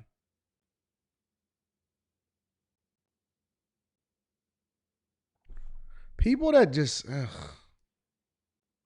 make sure you guys hit a like for the algorithm, subscribe to the channel, and turn on your notifications. That's disgusting. It's disgusting. Stephen Butler says, what up, AD? Late to the show. Did you hear about Jay Jones? Yep, I just covered it. Thank you, Stephen Butler, for giving me that insight. I appreciate you. Jason A-Team says, my patience with these people not answering a direct question is gone. It's gaslighting to an extreme, and he goes straight to liberal talking points. Facts. A.R. Smitty says, the Supersonics knew the jig was up aside from Q Diddy. Who's flocking to OKC? Let's talk game with Lyric the Gamer says, what up, AD? I did a reaction video on Seattle politics and some info that you mentioned a while back that people often do crime and just go back because there is a drug that makes them feel good. Tanea says, good morning. Excuse me. Good morning, AD and chat. I'm finally done with the live client calls for the morning, and I'm able to hop on the live, showing love this morning. Shout out to you and the Chasers. Keep God first, always. Jason A-Team says, why do the left call the right fascists when everything they do resemble real fascists? Am I the crazy one here? The truth is being attacked every day. Nope. You're not crazy. Got a couple from Ryan Powell. Says, did you hear about the judge's house set on fire? I didn't. Joyless Reed and the left accuses MAGA of doing it. Yes, always want to blame somebody. They don't want to wait till the evidence comes out. Tammy Ramsey says, hello, Anton. Are you going to cover the story of the LSU football player that ended his life? It came out this weekend that the police lied on him, and what they did cost him his career and his life. I'm not familiar with it. So if it's something that you guys want me to see or want me to know, I'm not familiar with that in particular. All right. Nope. You're not crazy. You're not crazy. All right, y'all. Let's move on with the show. Let's talk about, no, that wasn't it. I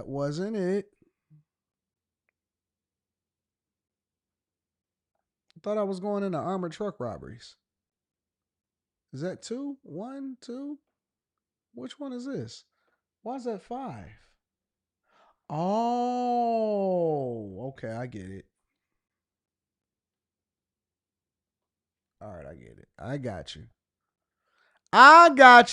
All right, y'all. Let's revisit a conversation that we was having about Philadelphia. Now, all summer long, we've been covering these armored truck robberies. And what did I say?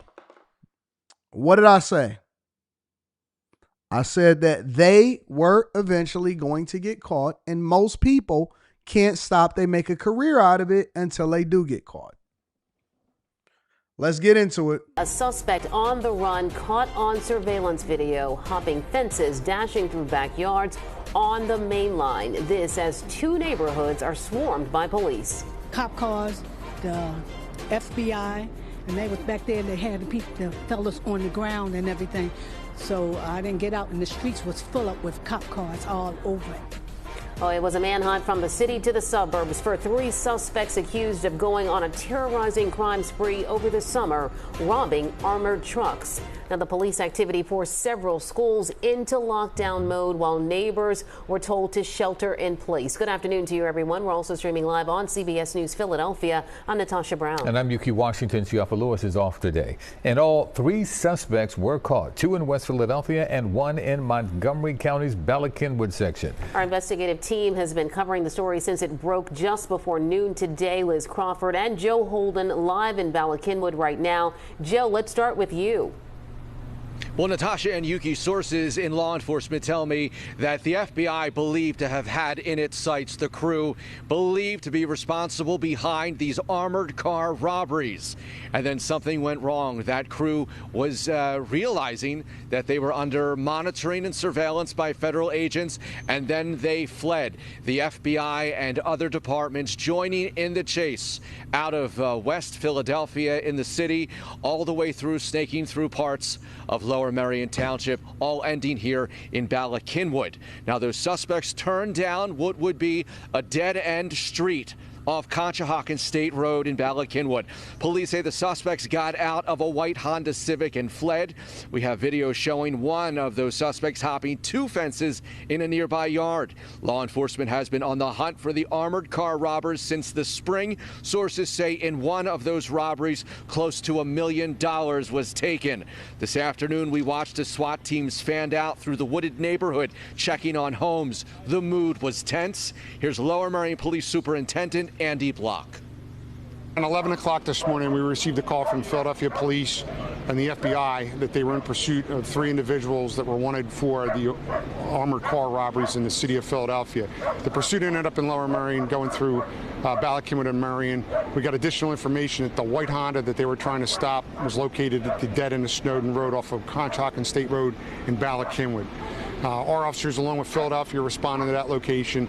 We located the car. It was unoccupied, but there were weapons in that car. We believe everybody was out on foot. That's when we started tracking the individuals with our emergency response teams as well as our canine units. And the story goes from there. Lower Merion Township Police say at around noon when Philadelphia police stopped. Ain't that where Kobe went to school? Lower Merion? Somebody let me know in the chat. Didn't Kobe go to school in Lower Merion? White Charger at 52nd and Parish in West Philadelphia. Police there confirmed 2 men were apprehended and taken into custody. This is video from a witness. We're told they had been in Lower Merion and had called someone to get a ride to West Philadelphia. Police say a 3rd person was eventually apprehended in Bala-Cynwyd. Late this afternoon, the FBI confirming that they were tracking. They were aware of this alleged attempt to rob yet another armored car, and this is how it all played out. The FBI is now the lead on this case, and as far as further comment, they declined. We're live in Bala-Cynwyd. Joe Holden, CBS News, Philadelphia. And Joe, thank you for that. Well, the string of armored truck robberies began back on June. What did I say was going to happen? What did I say was going to happen? Was that they were going to get caught because they was on a no-plan plan. Most people that commit crime are not doing it as a way out. They don't have an exit strategy. They gonna go buy some chains, go pay off mama's house. They gonna do all of this stuff, and then they're going to adjust their lifestyle to whatever it is that they're doing. Look at this. These guys was never planning on getting out the game. They thought that they was gonna be robbers forever. July 22nd and August 12th, June 26th, July 15th, July 2nd. They've been robbing for a long time. They've been doing the devil's work for a long time. They had no regard for authority. They felt like they hadn't been caught. And I told you I told you, because most people cannot stop and or they go and revisit the scene of a crime. What you thought, that they was going to get a regular job? That this was what y'all seriously have a misunderstanding of what a criminal does. Y'all have a serious misunderstanding of what people that make bad decisions in life, how they see things. They don't look at this as a one-off and be like, you know what? We gonna get us $1 million. We gonna rob this one. We gonna rob this one. We gonna rob this one. We gonna rob. They hitting all four, right? And so y'all are misunderstanding exactly the type of person that y'all dealing with right here. They don't look at this situation and say, you know what? We gonna do a one-off, and I already got an offshore bank account set up. I already got a flight purchased. And I'm going to go somewhere where I can be extradited back here to the United States of America. And so I'm going to just do this one off and get up out of there. And they always got friends. They always got somebody that they work with. So now you're depending on other people not to tell on you once you start showing money.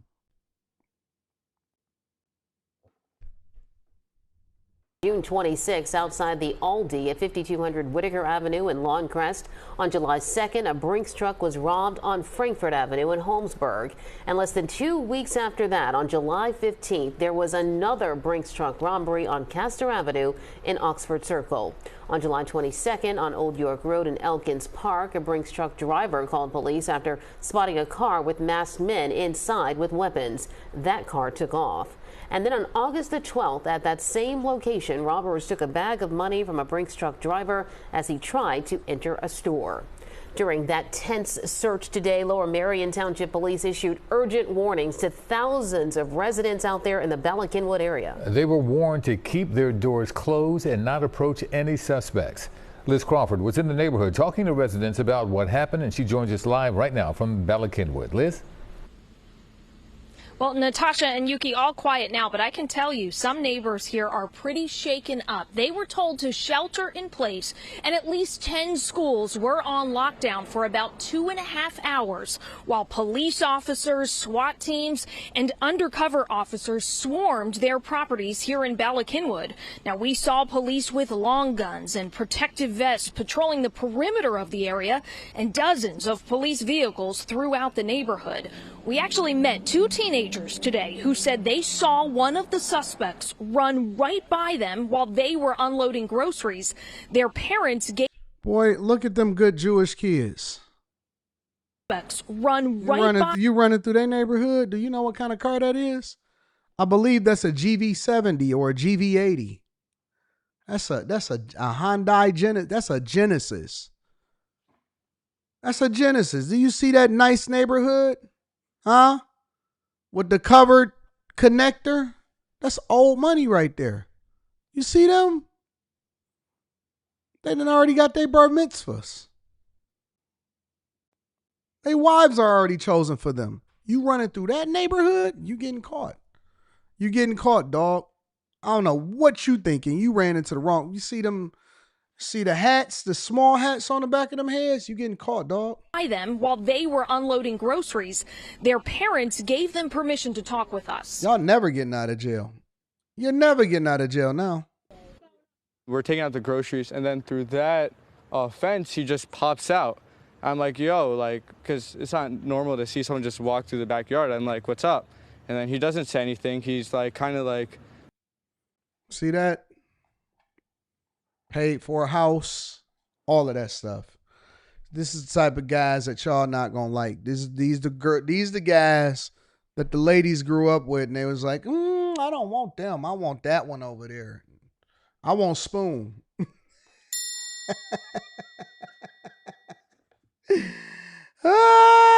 I want Spoon. I don't want them. I want Spoon. Spoon is dangerous.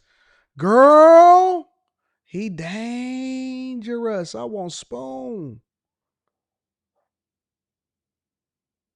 I want Spoon.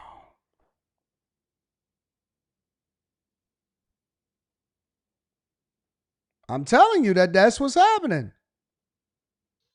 That's what's happening. They don't want that anymore. They don't want these young gentlemen. They want the quarterback of the high school football team that's going to jail when he's 25, 26 years old. Whatever, you could tell like something's a little bit off, not saying anything. Look at that young man. Look at him going out. You see that tree line? You see them big trees out there? See that tree line street right there? What is that? Is that a Honda or is that an Acura? I can't even tell no more. The teen said the man, dressed in a black T-shirt and black shorts, then... Y'all know who y'all are. That's why the ladies is laughing so hard inside of the chat. That's why they laughing so hard inside of the chat, because y'all know it's the truth. Those young guys that's going to own all of Hollywood, nah, we don't like him. We're going to go over there with Jamal. You could tell like something. The teen said the man, dressed in a black T-shirt and black shorts, then ran across the street into another person's yard. We talked black shorts, then ran across the... Bro, you hopping the fence to somebody that got a Rivian R1T. That's an electric pickup truck. Do you know how unique, bro? You going to jail. You're going to jail, buddy. You're hopping the fence of somebody that has a Rivian pickup truck, electric SUV. You're going to jail. All day long. You got to look at the context clues. The street into another What's up, person's Aaliyah? yard. We talked with the family who lives there. They gave us this surveillance video, which shows the suspect jumping a fence into their backyard, and then another angle of him walking through the yard and jumping their back fence, headed to another... That's D.L. Hughley's neighborhood, I believe. I could be wrong, though.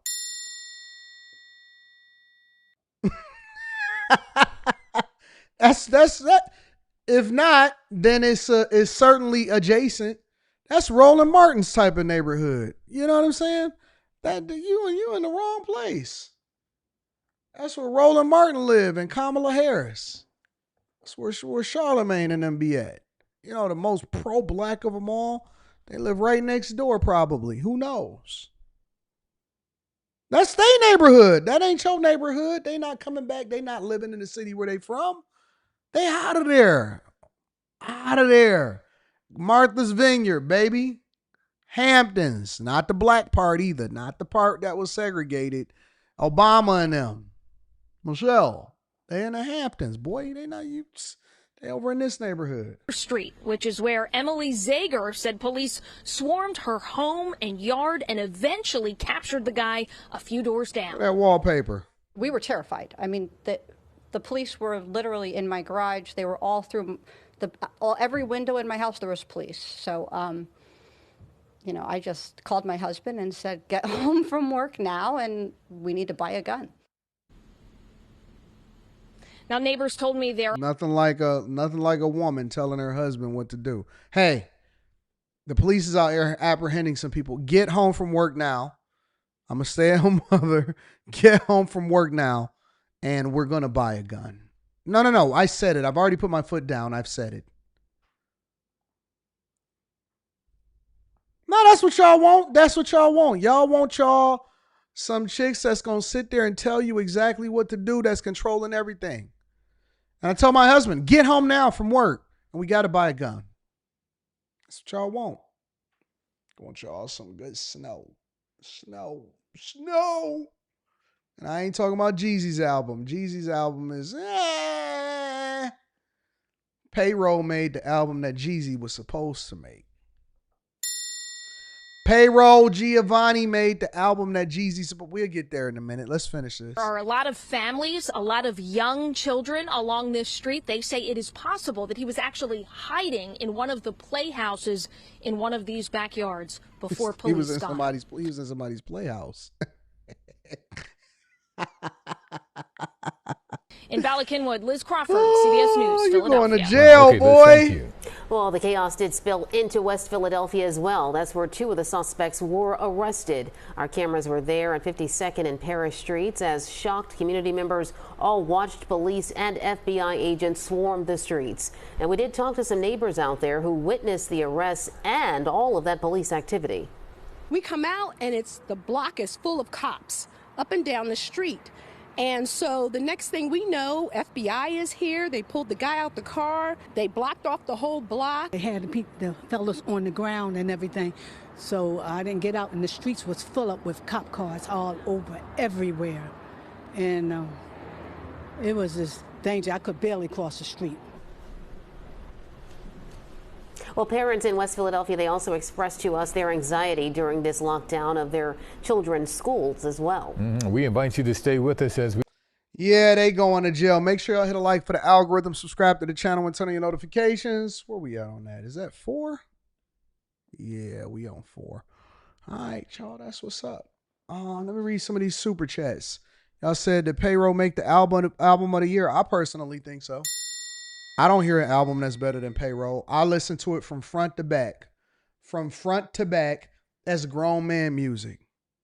Again, Payroll made the album that Jeezy was supposed to make. Jeezy was supposed to drop this album. Payroll dropped it. Payroll got the best album this year. That's the only album that I've heard this year. Front to back, no skips. 0 skips.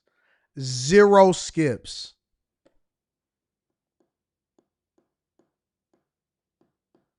That's the truth. 0 skips. He talking about grown man. Hey, I'm staying out the way. I ain't trying to be in these streets. Yeah, that whole album, front to back, wasn't no 10-track album. That mug was hit after hit after hit after hit. He got the best album of the year. No. See, Prof, you know what your problem is? Is that y'all just caught up with all of the whoever the glitz and the glam and what's talked about. I listen to everything, bro. I listen to Young Thug's album. I listen to all of that. Payroll got the best album this year. By far. And it's not even close.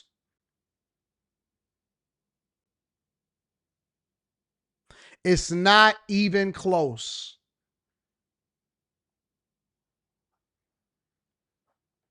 If you don't know, just say you don't know, Rio. If you don't know, just say you don't know. But I'm telling you that he got the... No, I'm not, bro. Listen, if that was the case, I would have said Peasy had already had the best album of the year. Or I would have said Babyface Ray or something like that. I'm telling you, you don't even hear me talk about music like that. He has the best album this year, bar none. Yes, it's better than Eclipse's album. Clips definitely got some misses on that album. Ballerinas. Viviana Bate. I've listened to the Clips album multiple times front to back. I listen to everything. Listen, bro. Payroll Giovanni got the best album of the year. It's not even close. It's not even close. I'm telling you that it's not close. If you a hustler that like to stay out of the way and get money and only want to hang out with women and ain't trying to be out here in these streets and you minding your business and you trying to elevate and you understand that you done already lived and made it and been successful and you trying to run up another bag and be successful with the people that surround you, that's the album to listen to.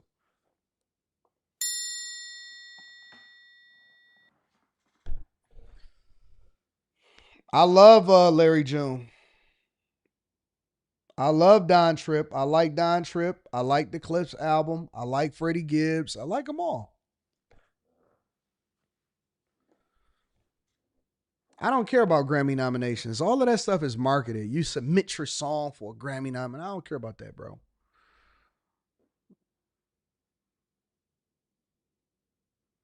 It's just the facts. I'm just telling you the facts. It is what it is. I Am Music album year, Cardi. Name of the album is called If Not Me, Then Who? It's called If Not Me, Then Who? I think it dropped not this Friday, but the Friday before that. So, yep. I liked Gunna's album. Gunna's album was dope. Gunna's album was dope. I'm telling you that it's the dopest album that I done heard this year. So.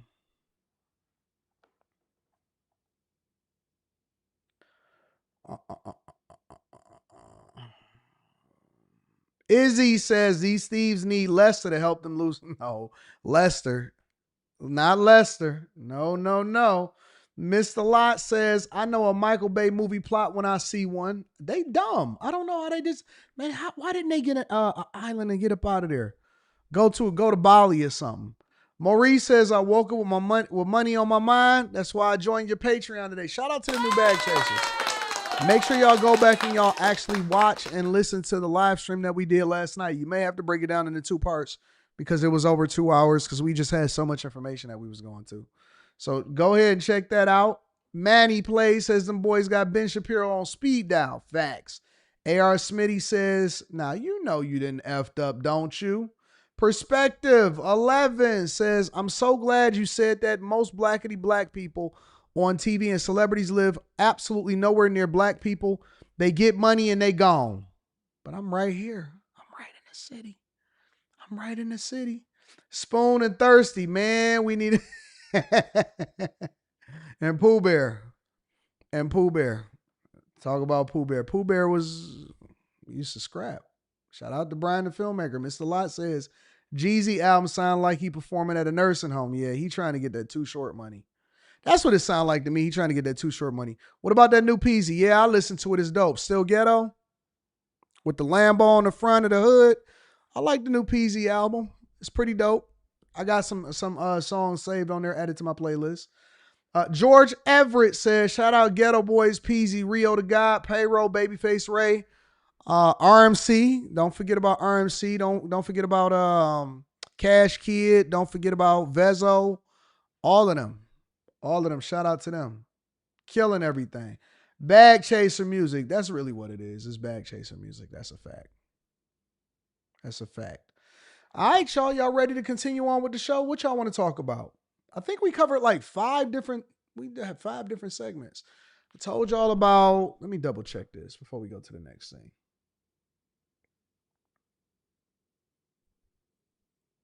Don't beg people to support you. Smash and grab. Subway surfing. Armored truck. Man that set people up. All right. Let me see. I did promise y'all that we was gonna go to Chicago, didn't I? I promised y'all we was gonna go to Chicago. We gotta go. Lou. Yeah, Lou be with Peasy. I promised y'all we was gonna go to Chicago, and I must keep my promise.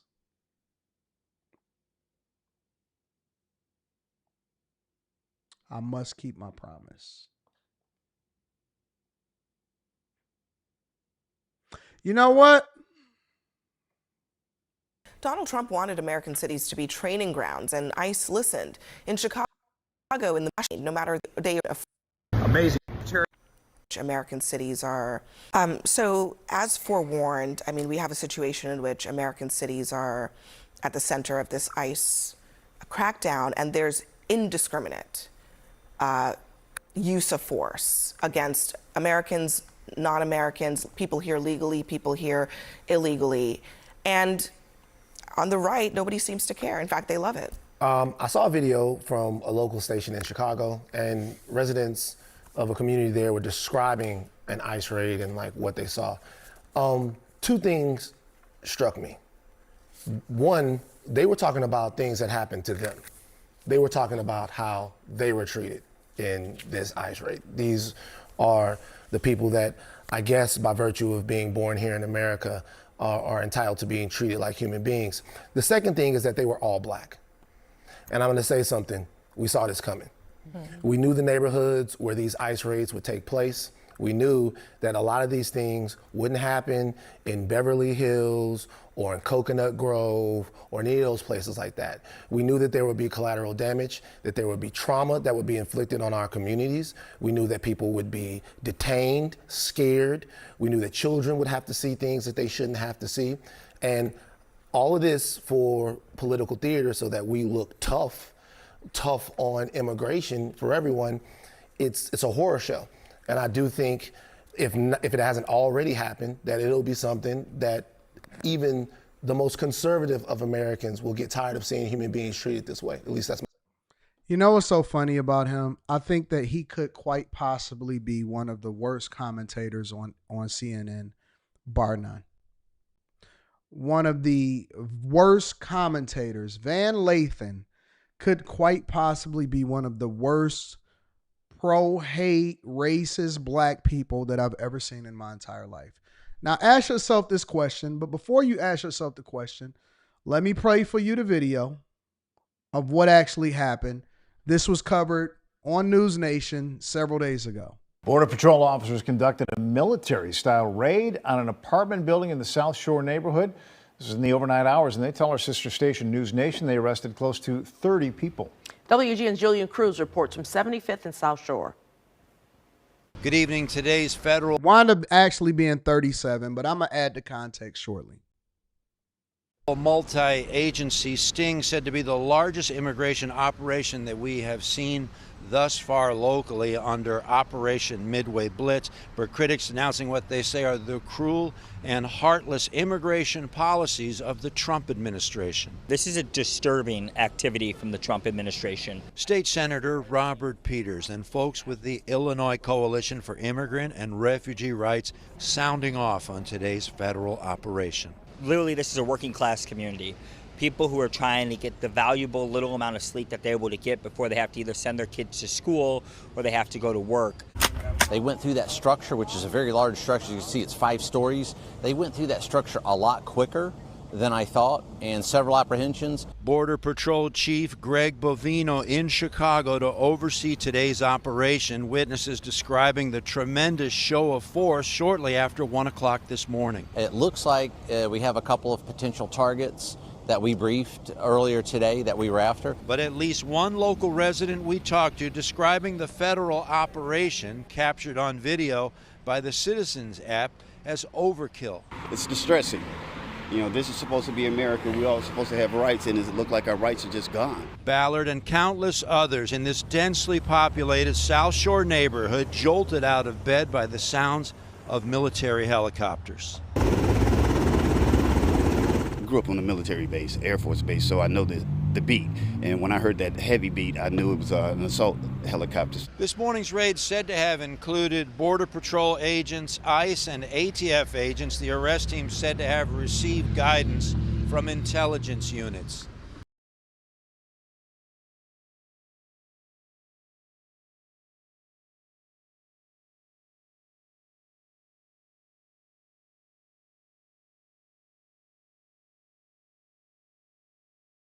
My hope. The one neighbor said the kids were crying. They looked very distraught. I was out there crying. So, just left out is that they were targeting Tren de Aragua. And so Tren de Aragua is a violent transnational gang. They send illegal immigrants. I'm sorry, was I muted? All right, my bad. I was muted. Let me say that again. What I'm now going to play for you is Scott Jennings' response to this whole situation, okay? And then I'm going to come back and I'm going to give you my thoughts. Aragua is a violent transnational gang. They send illegal immigrants here to the United States. They traffic drugs, they traffic people, they commit violence. They inflict misery everywhere they go. And 37 people were arrested. That was the purpose of the raid, the targeting of Tren de Aragua, some of the most violent people in our hemisphere. And when they come here, nothing good happens. That was Now, before I continue to play this, that's what I said. That's what I had said, Chris Cunningham. I said that I'm going to play this response and then I'm going to give you all my thoughts, okay? I went through and I made some phone calls this weekend before I did a reaction video to this, okay? I went through and I made some phone calls. And I called my people over in Chicago, and I actually talked to a guy that lives maybe 2.5 minutes, 3 minutes away from there. And this is what they told me. They said, Anton, we have been complaining about these illegal migrants inside of this apartment building and taking over this apartment building. And allegedly, they weren't paying rent and they were terrorizing the people in the community and they were gang members. They said this is a predominantly black area and black neighborhood. And the problem that we had been complaining about was not only them being there, but we were calling our police department and it would fall on deaf ears because we never wanted them to be placed inside of our neighborhoods in the first place.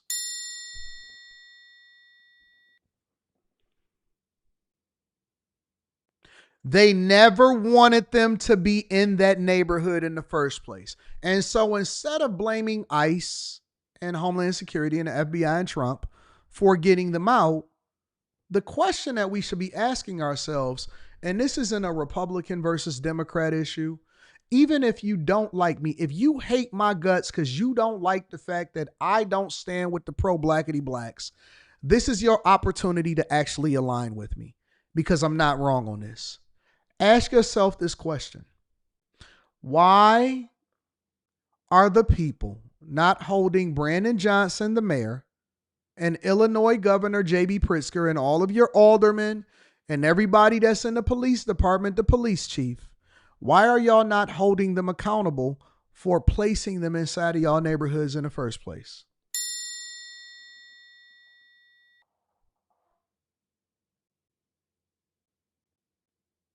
Why did y'all not hold them accountable? The people have been calling the police over and over and over and over and complaining both on social media. And guess what they did? They suppressed it because when we were having conversations about what was going on over in Denver, we never heard about these apartments. And so this was a pretty little secret. And it's a whole lot of pretty little secrets all over Chicago. All over Chicago, there was an infiltration of your mayors placing illegal migrants, tens of thousands, if not hundreds of thousands in them, all over black neighborhoods. Do you want to know why there weren't ICE raids in the suburbs of these nice neighborhoods? You want to know why it's not ICE raids? Because that's not where they put them. They put them in your neighborhoods to go to school with your kids and to displace you, and they couldn't even speak English.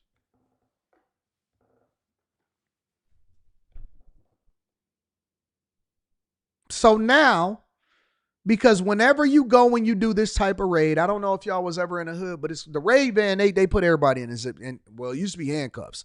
Now they've been nice to y'all. They put y'all in zip ties. They put, because they don't know who the threat is, right? So everything got to be secured. And so they put everybody in zip ties. They want to know what's going on. And then the black people, guess what? They were released. So what you seen was chaos over the weekend because it was a lot of content creators that were putting out misinformation, liberal people that were trying to create this narrative and saying that black people are being deported and arrested by ICE. The reality is that 37 illegal Tren de Aragua gang members were arrested in the south side of or in this apartment in Chicago, and the people are actually happy about it because they never should have been there in the first place. They never should have been there in the first. And the people that are blackity black were popping up and was like, hey man, listen, y'all don't know what y'all talking about, and y'all listen to these people that's not even from here. We've been complaining about what's been going on for a long time with that apartment building. And they stopped short of actually giving Trump credit, but they were saying that they happy that those people is up out of there. And so the question that you got to ask yourself is, why? Why are they continuing to protect people that are not supposed to be here in the United States of America in your neighborhood? I don't know if y'all know this or not, but this isn't for most people. When you think about Denver and Chicago and Los Angeles and New York and all of this stuff, this isn't a situation where you can just ignore it because it's right at your doorstep. So you say, Anton, don't talk about it. Well, you don't want me to advocate for what's best for Chicago? Why would you just want to continue to be in the presence of people that's not even supposed to be there, and they taking up all of your resources, all of your tax dollars? Funny, they couldn't find a dime to keep the schools open. They can't find a dime to make sure that the budget is plugged. They can't find a dime for a recreation center. They can't find a dime to make sure that they put more police officers on the street, but they found billions, and I mean billions of dollars to make sure that they staffed, housed, helped, let them sleep in a police station, and then put them right in your neighborhood. Right in your neighborhood. They put it right in your hood. And you know what you had to say? Nothing. You still voted for them. You still voted blue. Right after they put him, because they know that you a sucker. They know you weak. You a sucker. You ain't gonna do nothing. You ain't gonna do nothing. You sit here and you type in my chat all day long, and they putting people right in front of your face in your neighborhood that can't even speak English, and they running you out of your own hood. I'm the problem?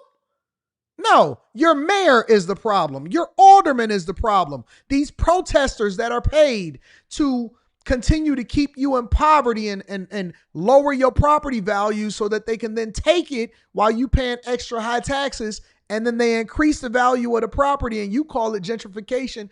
You advocate for it because you voted for it. I was never the problem, ever. You know what's so funny? I looked at that video, right? I actually went and looked at both videos at O'Shea Duke Jackson. Shout out to my dog, O'Shea Duke Jackson. I looked at both videos, right?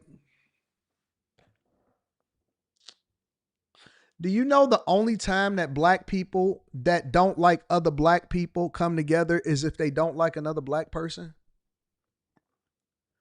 I looked at it, and then I looked in the comments, and I realized that a lot of people don't even like O'Shea because he's not here in the United States of America and he traveling the world. The same people that will call him out of his name and then try to say that he's a tether when he's not, and they label him, those same people that were saying stuff about him, all of a sudden they rocking with him because he was coming after me. No, O'Shea didn't go in on me. And I'm cool with O'Shea, and that's my dog in real life.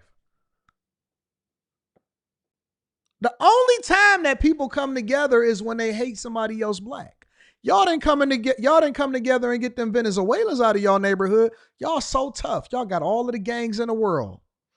GDs and BDs and Bloods and Crips and all of these different gangs. And y'all couldn't even get them out of y'all own neighborhood. Don't talk tough to me.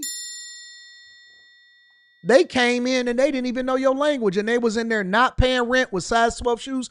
You had to get the federal government to get them out of your city. Don't come to me and saying nothing about me. I don't want to hear nothing about that. Don't say nothing to me until you can get the Tren de Aragua out of your own neighborhoods. I don't want to hear nothing. Nothing from nobody. If this wasn't a Millionaire Morning Show, you know what I'd tell you to suck. You know what I would tell people. Nigga, Tren de Aragua is in your hood. What you doing typing to me for? They kids and your kids is playing together.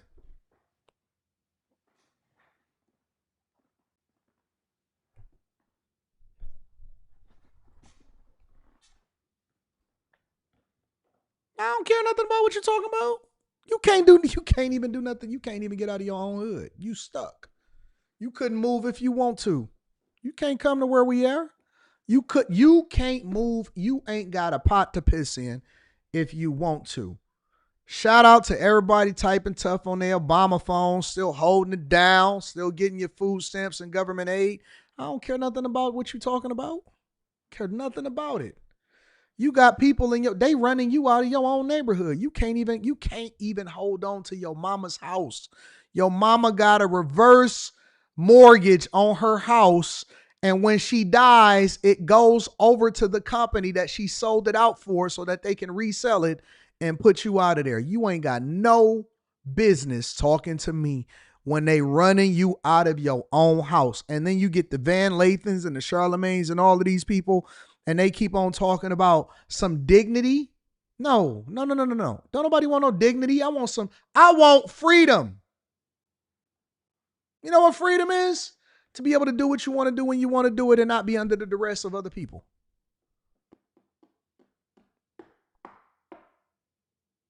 Care nothing about what you're talking about. You dependent. Your daddy is the government. I want freedom. I want freedom. They in your neighborhood, kicking in doors, waving the fofo. All I heard was, Papa, don't hit me no more.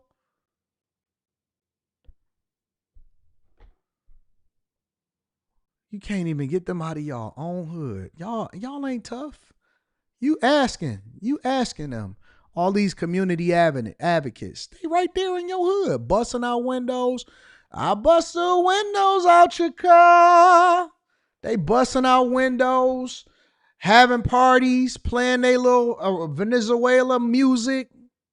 And you had to call Trump to get them out of there. Yo, what up? Yeah, I got you.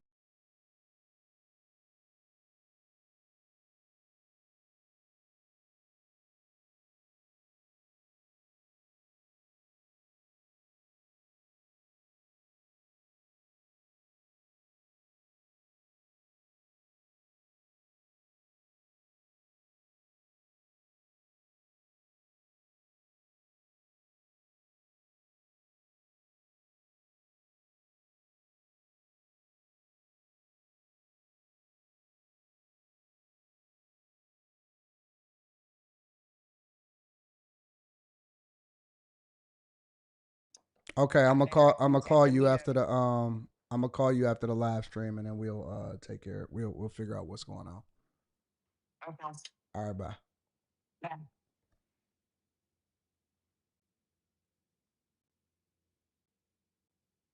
All right, let's continue on with the show. Yeah. Rita saved y'all. So I was about to go in.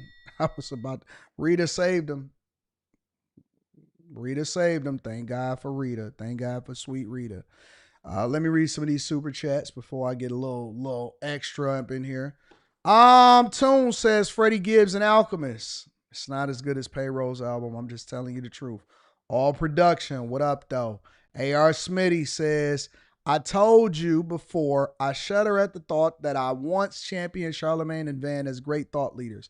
What made you ever think that they was great thought leaders? Rashawn Irving says, did you see Jamal Green's video he ran against Johnson for mayor 2 years ago? He was on TikTok, right? Is that the dude that was on TikTok? Let me see.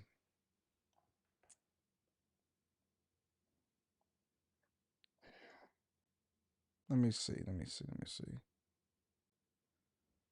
I think he had made a video on TikTok, if I'm not mistaken. Correct me if I'm wrong, Rashawn.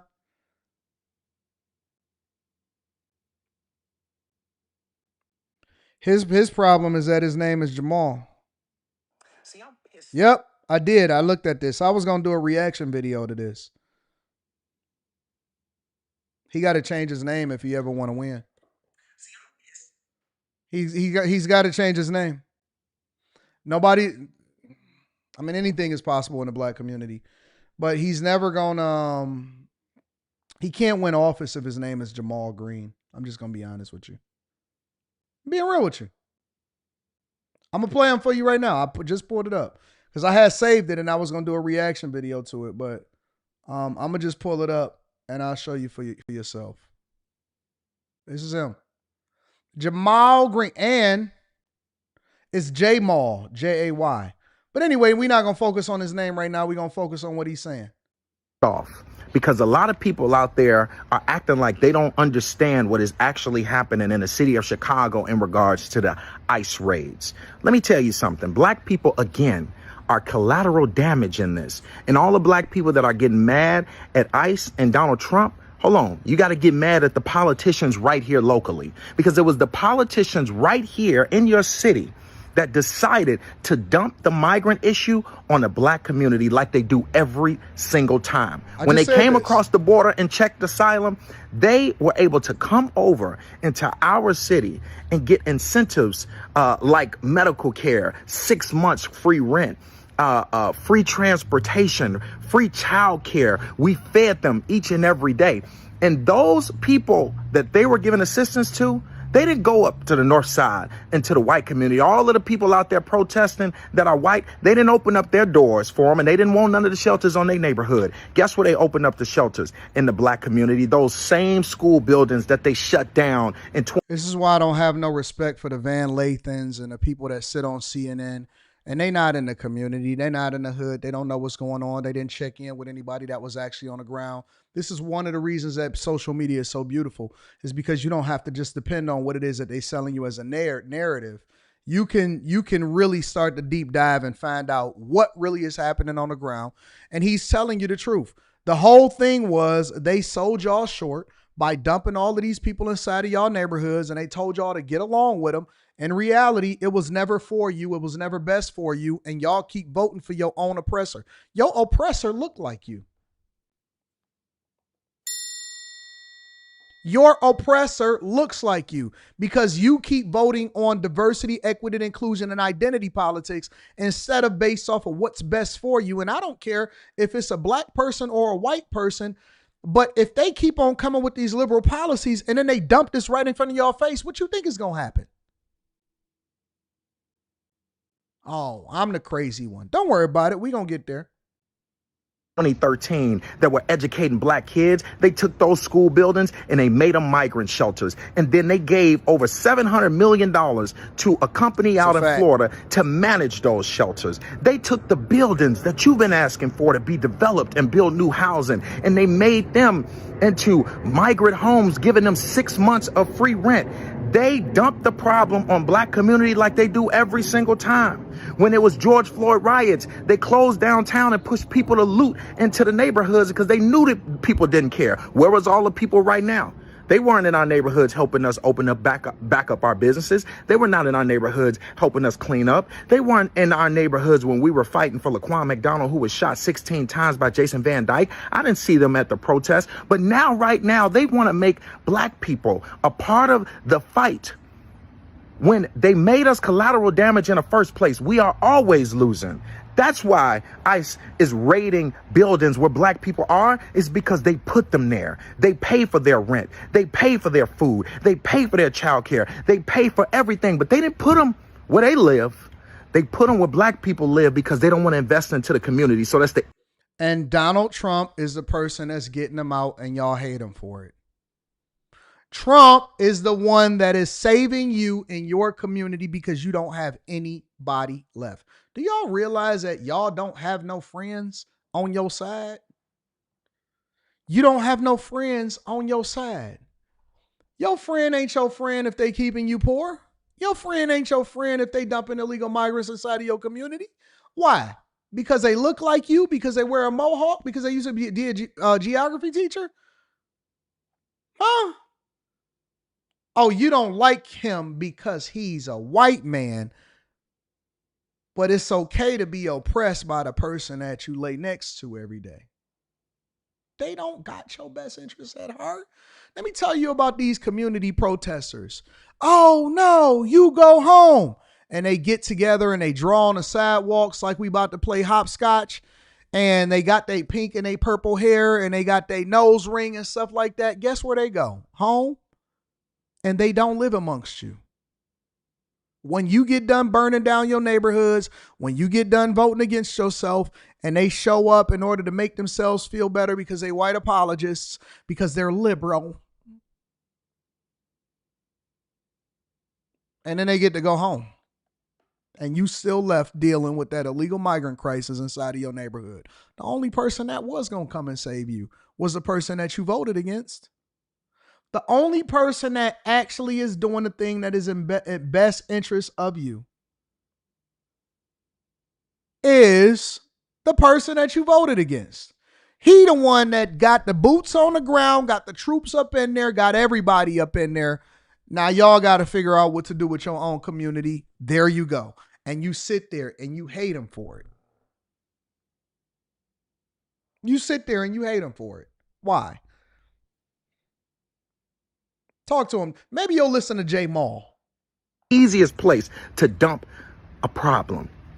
So, yes, we can say ICE is being aggressive. Yes, we know that our armed forces are always aggressive more to us. But what we can say is that our politicians did it to us. They should have never allowed them to come over here in droves like they did. And then when they did come over here, they should have never put them and dumped them in black communities, acting like we didn't want economic development, like we didn't deserve better schools and deserve community centers and deserve grocery stores. We deserve better. And our politicians need to act like it. Nope, you sure don't.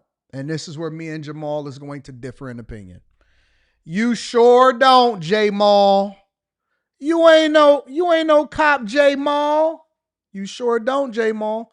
You know why you don't? I'm going to tell you why. And this is the part that's going to make liberals angry.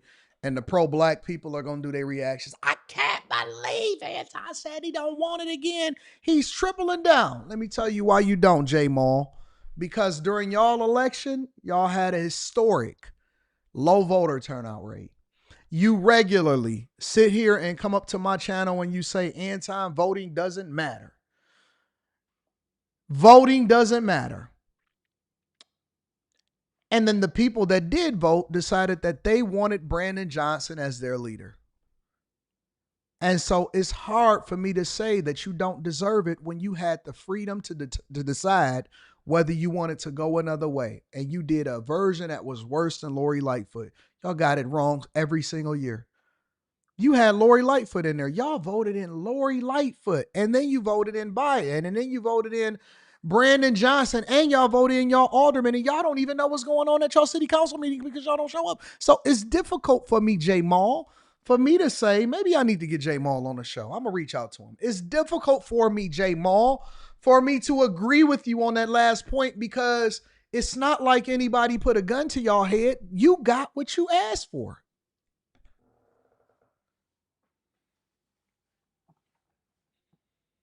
Anton, it doesn't matter. I'm not voting. I'm not participating. Okay, well, here's Trende Aragua right in your hood neighborhood. And we going to take your tax dollars and pay for them to be here to the tune of $700 to $1 billion. It's hard for me to agree with you. It's hard for me to agree with you. You can't demand more of the politician from what they already said that they was going to do. How that work? Where they do that at?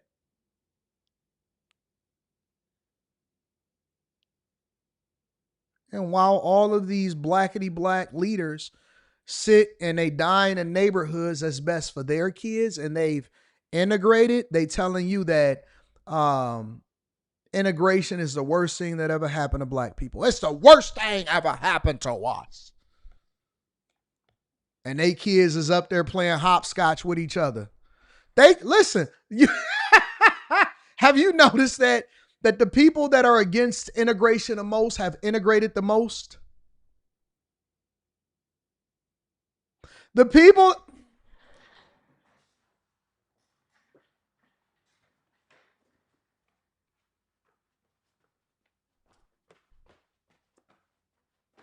They playing hopscotch with your kids, dog. They playing jump rope with your. They playing jump rope with your kids, dog.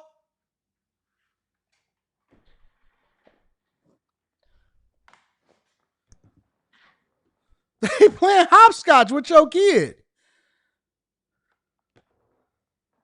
I don't know if it's me. Is it me? Is it me? Is it me? They playing hopscotch with your kid.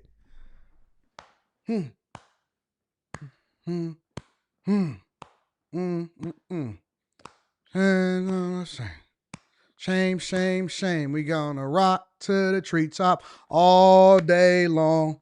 Hustling, the bussing, and the singing that song. All the little birdies on Danger Street love to hear the brother go tweet, tweet, tweet. Rock your robin. Tweet, tweedly. Rock your robin. Tweet, tweedly. Listen, they playing with your kids. They kids playing with they kids. Your kids is poor.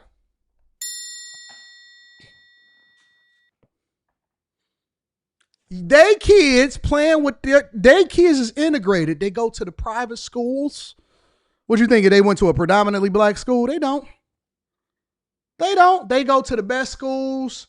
They integrating just fine. Hey, they kid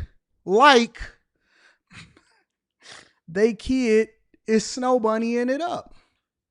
As soon as he get to high school, he's going to go to school with a freckled face snow bunny, which I'm not against, but I am against the fact that it's hypocritical because I would like to see the receipts of all of these people that are pro-black. The ones that got the money The ones that's married and the ones that did marry a black woman, you know what they did? They married the lightest black woman that they can find. She almost white. Or she might be mixed. Have y'all noticed that?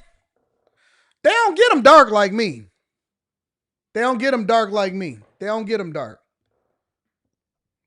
Like this microphone right here, they don't want a black woman. They don't want one that could pass over there in Africa. They always get them a mixed one, but I'm married to a black woman. I don't want to hear nothing from these people.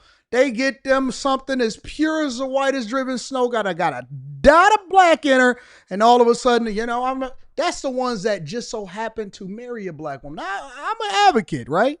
I'm an advocate.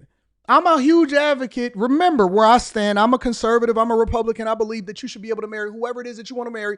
Go where you loved and celebrate it and appreciate it, not where you tolerate it. But I want to hear from the people that hold me accountable. You know, the ones that got all of the baby mamas and the baby daddies everywhere, and they are not pro-family and they can't keep advocating for you to abort your kid. I would like to see them. I would like to start seeing the receipts. Ain't nothing wrong with a snow bunny. I ain't tripping. Ain't nothing wrong with a light skin. We used to call them red bones back when we was coming up in the 90s. We used to call them red bones. But I want to see the background receipts. I would like to see what school that they send their children to. What neighborhood do they primarily spend the majority of their time in? I would like to see it because I believe that if you are pro anything, then you should be able to back it up with your life receipts. The Lord said that I would know them by their fruit. Why should we believe them just because they take it? Oh, you pro black because you got a message. I don't want to hear from these people. Tell me about how your wife can understand the black experience.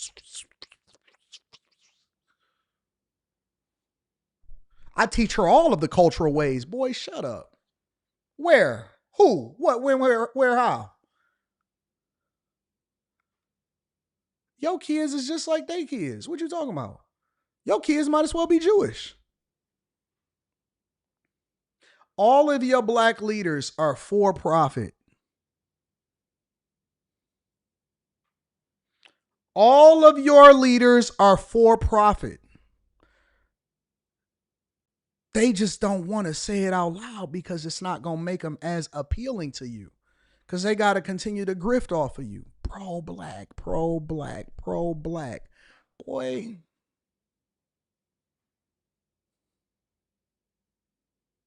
I'm just telling you, when you look at your leaders and the politicians and all of them and all of these different people, they don't even believe in what they telling you. They are capitalists, boy. They capitalists. They don't believe in it. They have segregated themselves a long time ago. They're not dumping it in their neighborhood. They're dumping it in your neighborhood. They get on a microphone, they put on their suits, they get their 150-person security team, and they stand in downtown and say, we don't want Trump. We don't want him here.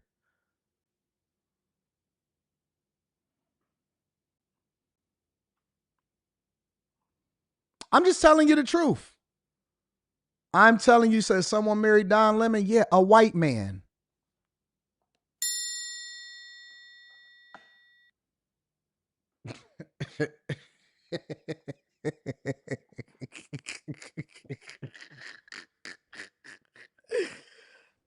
Go ahead, take your nappy kitchen up in there and see what you're going to do. They're going to put you out so fast.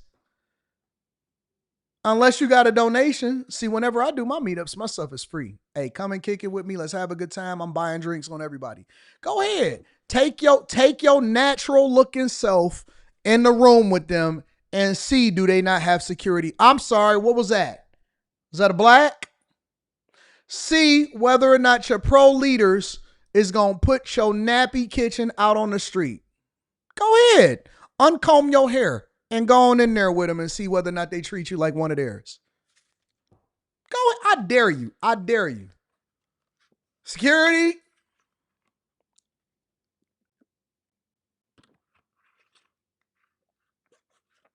Security.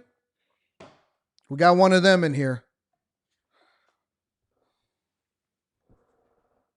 They don't care about you.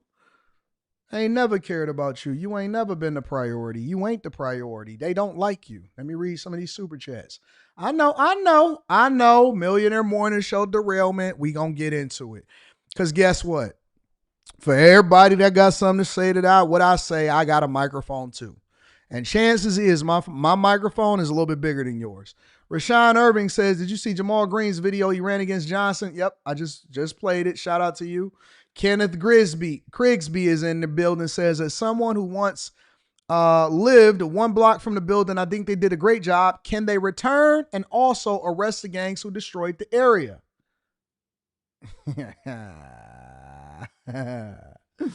Eric M says, Scott Jennings get paid more than Abby. Let that sink in. It's well-deserved because he is carrying her show. Rashida Howard says, this is facts. My guy owns multiple properties throughout the city, and he got a letter from the city offering money to place migrants in his units. A.R. Smitty says, I'll be seeing the illegals at the Dearborn Walmart. I'll be like, what the F happened to the Arabs? You know where they are. You know where they are. You talking about up there on Ford Road? Oh, you ain't know I knew about Ford Road? It's right next to the furniture store, and then it's something else up out of there. Eric M says, did you hear about the Boston mayor setting aside $5 million for illegal alien defense and not giving our public defenders a raise, causing them to go on strike and criminal cases to get dismissed? No, I didn't hear about that. Send that to me.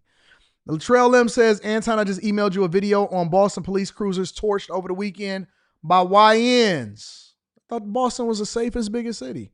Rome D says, I live in Seattle, Washington. And I live in Seattle. Oh, you said I live in Seattle. I live in Seattle. Washington has added $9 billion in new taxes, which kicks in this month. We also have the highest gas prices in the nation and the highest vacancy in office real estate. I didn't know that. Rashawn says he's the same one that pulled up on Roland. They playing jacks with them little babies. James Smith says the black boule and fraternities and sororities, they all in those groups. Facts. That is 100% fact. Yep. What y'all want to talk about next? This has been a heck of a show, haven't it? This is a Monday. We killing it on a Monday. Let me give myself a round of applause. Going up on a Monday. I guess we can. I was gonna talk about Rite Aid closing all of their stores, Paramount buying a free press for $150 million. Let's go over to Hakeem Jeffries. I'm gonna talk about that. Let's end this off the right way.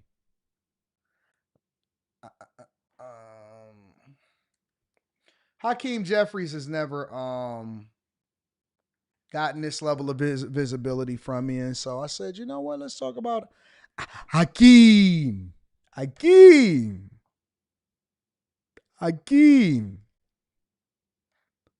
Soya Royal Oats. Hakeem. Hakeem. Let's go to Queens. Let's go over to Hakeem. This was him on Meet the Press speaking about why he still is holding out on government shutdowns. Welcome back. And joining me now is House Democratic Leader Hakeem. How did he get this name, Timu Obama? Who gave him the name Timu Obama? Jeffries of New York. Leader Jeffries, welcome back to Meet the Press. Good morning. Great to be with you.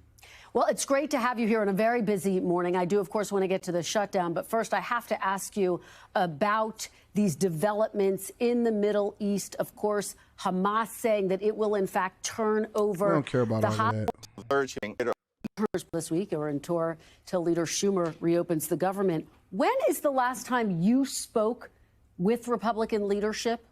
Thank you, Tyler. I'm going to read that shortly. Well, the last time there was a conversation with Republican leadership was in the White House meeting last Monday. And unfortunately, since that point in time, Republicans, including Donald Trump, have gone radio silent. And what we've seen is negotiation through deep fake videos, the House canceling votes, and of course, President Trump spending yesterday on the golf course. That's not responsible behavior. As Democrats, our view is that we will find bipartisan common ground with our Republican colleagues to reopen the government, to actually pass a spending bill that meets the needs of the American people. But we have to decisively address this Republican health care crisis that is devastating hardworking American taxpayers. You know, Democrats are demanding an extension of Obamacare tax credits, which expire at the end of the year, as well as other health care benefits for the funding bill. Here is what the vice president said about that this week. Take a look. It's a lie told by the Democrats that they're not trying to give health care benefits to illegal aliens. It's a lie that is obviously untrue if you just look at the text that they gave us. He says that Democrats are lying. What is your response to that? Well, unfortunately, Republicans are lying because they're losing in the court of public opinion as it relates to what's going on right now. We are standing losing in the court of public opinion.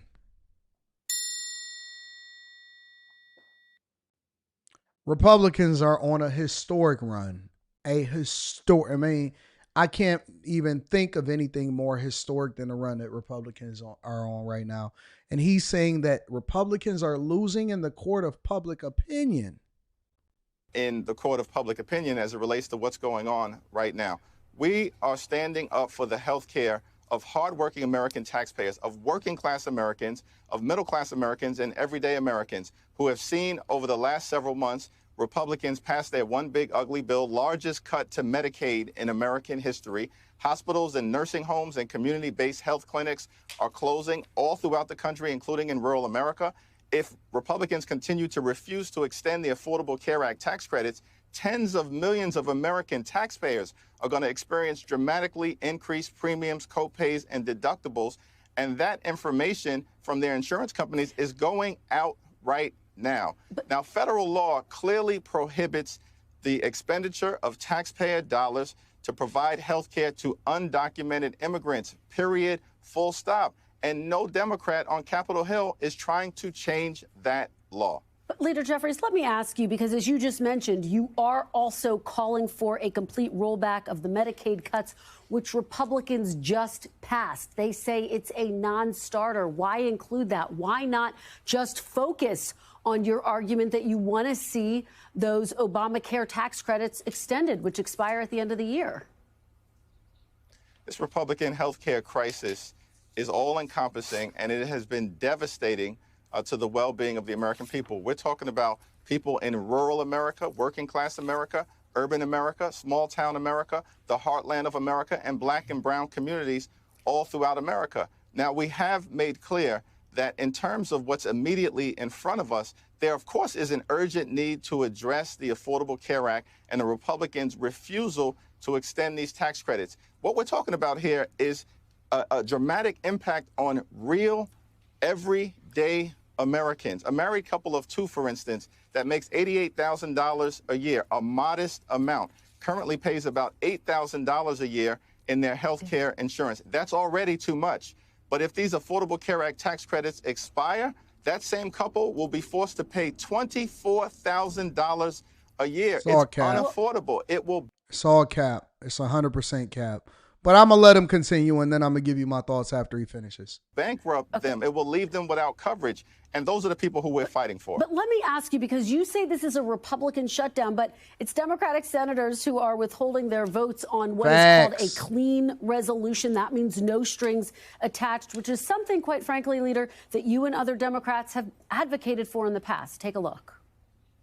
You do not use the threat of shutting down government to try to advance your policy agenda. First thing that the House has to do is pass a clean 6-week CR. A continuing resolution that is at the fiscal year 2023 levels is the only way forward.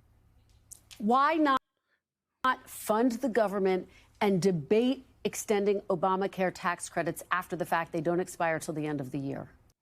Because they are hypocrites and they are doing the exact thing that they blamed other administrations of, and they don't want to concede. And the reality is this: the main thing that they are standing on, And this is the worst part about it. The main thing that they standing on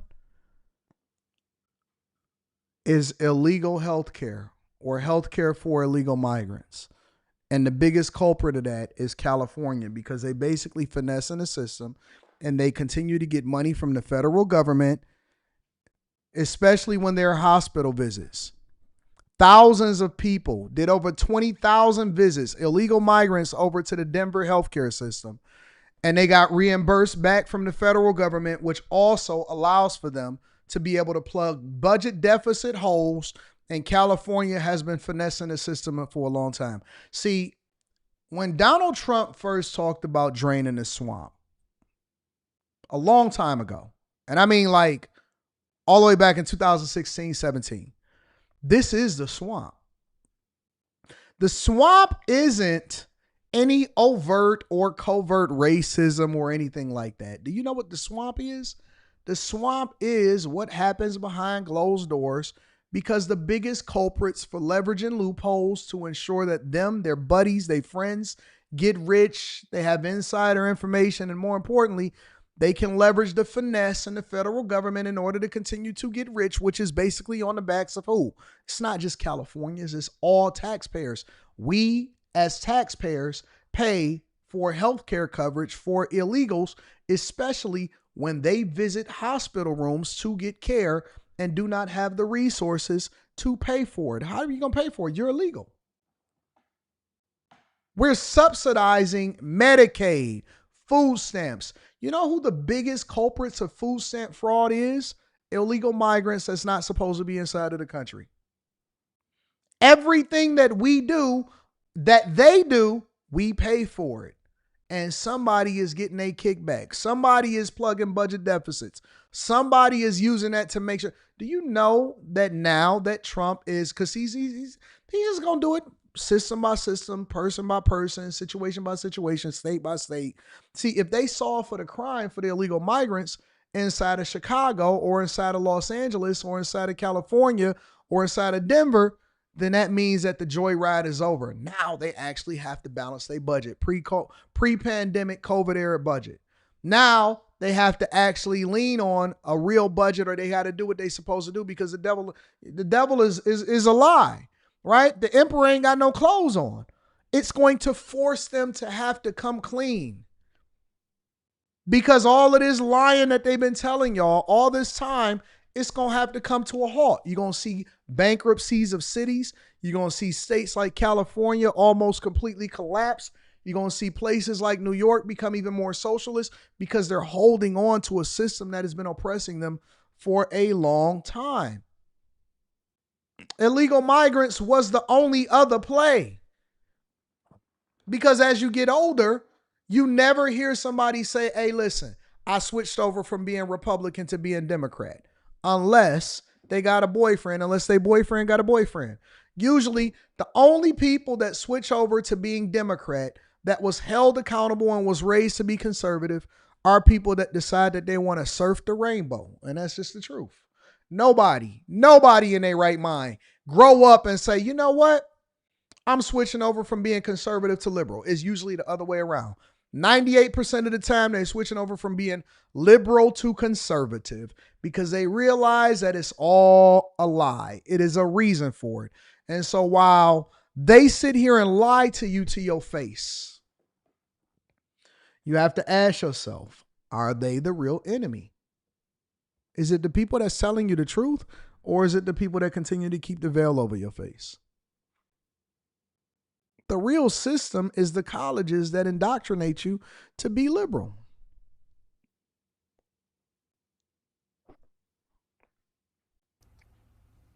Well, what we've called for is a bipartisan negotiation where Democrats and Republicans can sit down in good faith, reopen the government, pass a spending bill that actually improves the quality of life of the American people in an environment where the cost of living is already too high. Republicans promise to lower costs on He never answered the question. Why won't you keep the federal government open, and then, like you suggested, like we all know that you're supposed to do, debate on the floor of extending the Obama tax credits in the future? before they expire. That is the way that you're supposed to do it. That's what you advocated for in your previous speeches. How come you're not doing it? One, costs aren't going down, they're going up. And if these Affordable Care Act tax credits are allowed to expire, premiums and healthcare costs are going to skyrocket. And America is already too expensive for the American people because of the Trump failed policies, the Trump tariffs, and this will make things worse. So we just want a bipartisan negotiation that addresses I'm surprised the that NBC even asked the question, to be honest with you. crisis at the same period of time with the fierce urgency of now. Let me ask you, because the administration has personally targeted you with memes throughout this negotiation. We'll show a screenshot of one of the videos. This was put out by the president. The president also called the Democrats the party. Yeah, I like the sombrero, but I can't even. I mean, but it just is what it is. In all seriousness, they finessing y'all. They've been finessing y'all for a long time. And at some point, you're going to wake up. And I hope that it's not too late. I hope it's not by the time that you're 50 and you poor. And then you want to start having an epiphany. Oh, you know what? I'm really conservative with my thoughts and my views and how I would like my children to be raised. It usually don't even hit you until you have kids. And if you decide that you don't want to dress your little boy up in a dress, then you would like for them to marry a girl, right? You would like for them to be a boy because they are biologically male. You would like for your daughters not to be feminists and not to work themselves into being big backs, but to ultimately leave that to the men. You would like for illegals not to get your tax dollars.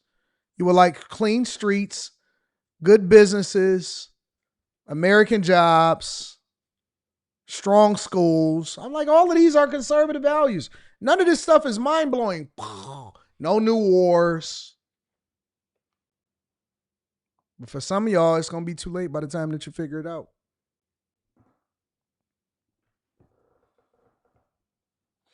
Make sure y'all tapping into the Q show tonight. If y'all not a part of the Patreon, make sure you're a part of the Patreon. Link is in the description as well as pinned to the top of the chat. We did a phenomenal live stream last night. J-Dub says this may be a Patreon question, but do you have a sponsorship with Icelandic? No, I don't have a sponsorship with Icelandic. You trying to get me to mention their names? I don't want to mention it. Maybe I'm working on something. You never know. You know what I'm saying? The fact that you asked that question probably helps me, to be honest with you. NA says, wow, NBC holding them accountable for once. Yeah, just for once. They're going to go back to being what they was being. Tyler, what up, Tyler? Phenomenal show, AD. I wanted to know, what is the best way that I can use my educational background in accounting and finance, CAPM certification from PMI, and MS, and your master's in information systems engineering, focus on AI and ML. And when I'm done, to become an AI researcher or a quant. Let me ask you a question, Tyler. Why do y'all think that y'all need all of these certifications and background things? And I'm not saying that it's not good to have, but why do y'all think that y'all have to wait till you get all of that before you then transition into being an AI researcher or a quant? You don't have to leverage it to do it. The degrees and the certifications just gives you prestige, right? It lets them know that you're able to get your foot in the door, but what you know and how you're able to sell yourself is a completely different conversation. So there's two parts, right? Because it's not about leveraging it unless you just want to use it and say, hey, listen, this is what my background is. Shout out to you and I appreciate you. This is what my background is and this is why I'm qualified to apply for this position. But when you get in there, you're going to have to be able to sell yourself. The best way to do it, once you get this level of education, the best way to do it, to be honest with you, is to start actually educating yourself within that sphere that you want to be a part of, because you want to be able to show that you're already doing the job, that you're already great, that you're one of the top people to do it, right? So you just got to start doing it. It sounds like you're really pivoting, but you're waiting on something in your educational background before you start to apply for the positions that you want. You have to start doing the job. You have to be the thing that you're looking to get a job in. You know what I'm saying? You got to become the job. And then all I did was I needed the education and be able to get my foot in the door. Once I get in the door, I could sell you on anything. Go and look at the Interview Like a King video also. Send me an email. We'll deep dive into it a little bit more. Make sure you guys hit a like for the algorithm. Also, shout out to Solution Trucking Channel says maybe for the Patreon, how do you make your shorts or what app do you use to edit the shorts? I literally did that video last night. I took them through the exact way in which I do everything. I don't gatekeep.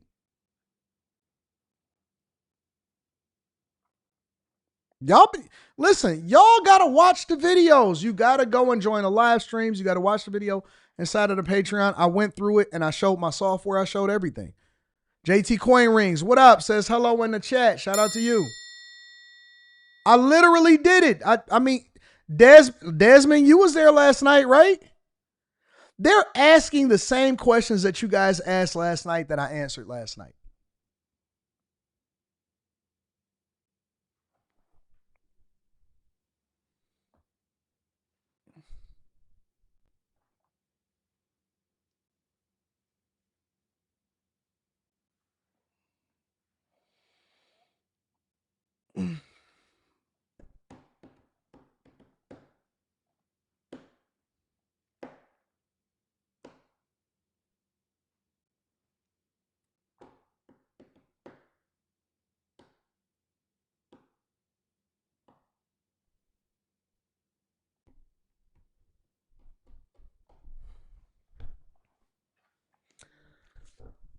I'm waiting on y'all.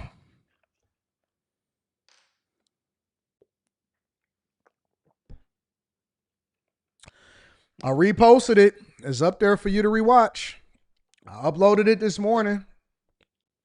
Link to the Discord is in the description of the most recent video, the one that I did last night. Covered it 5 different ways. Noble says, I was surprised you gave us all a game. I'd rather I give it to my chasers than the world figure it out. It's just the facts. This is 100% the facts. All right. Shout out to Solution Trucking Channel, JT Coin Rings. I appreciate you also. All right. All right, we got the Q show tonight. So I'm not sure exactly what exactly we're going to talk about. I got to see what's happening in the culture. I don't know where we're going to go with it. But the Q show tonight at 10 p.m. Eastern on the other channel, on the After Hours channel. And we live streaming tonight, and then we back at it in the morning, all right? I love y'all. I appreciate y'all. Stay focused, y'all. I'm out. Peace.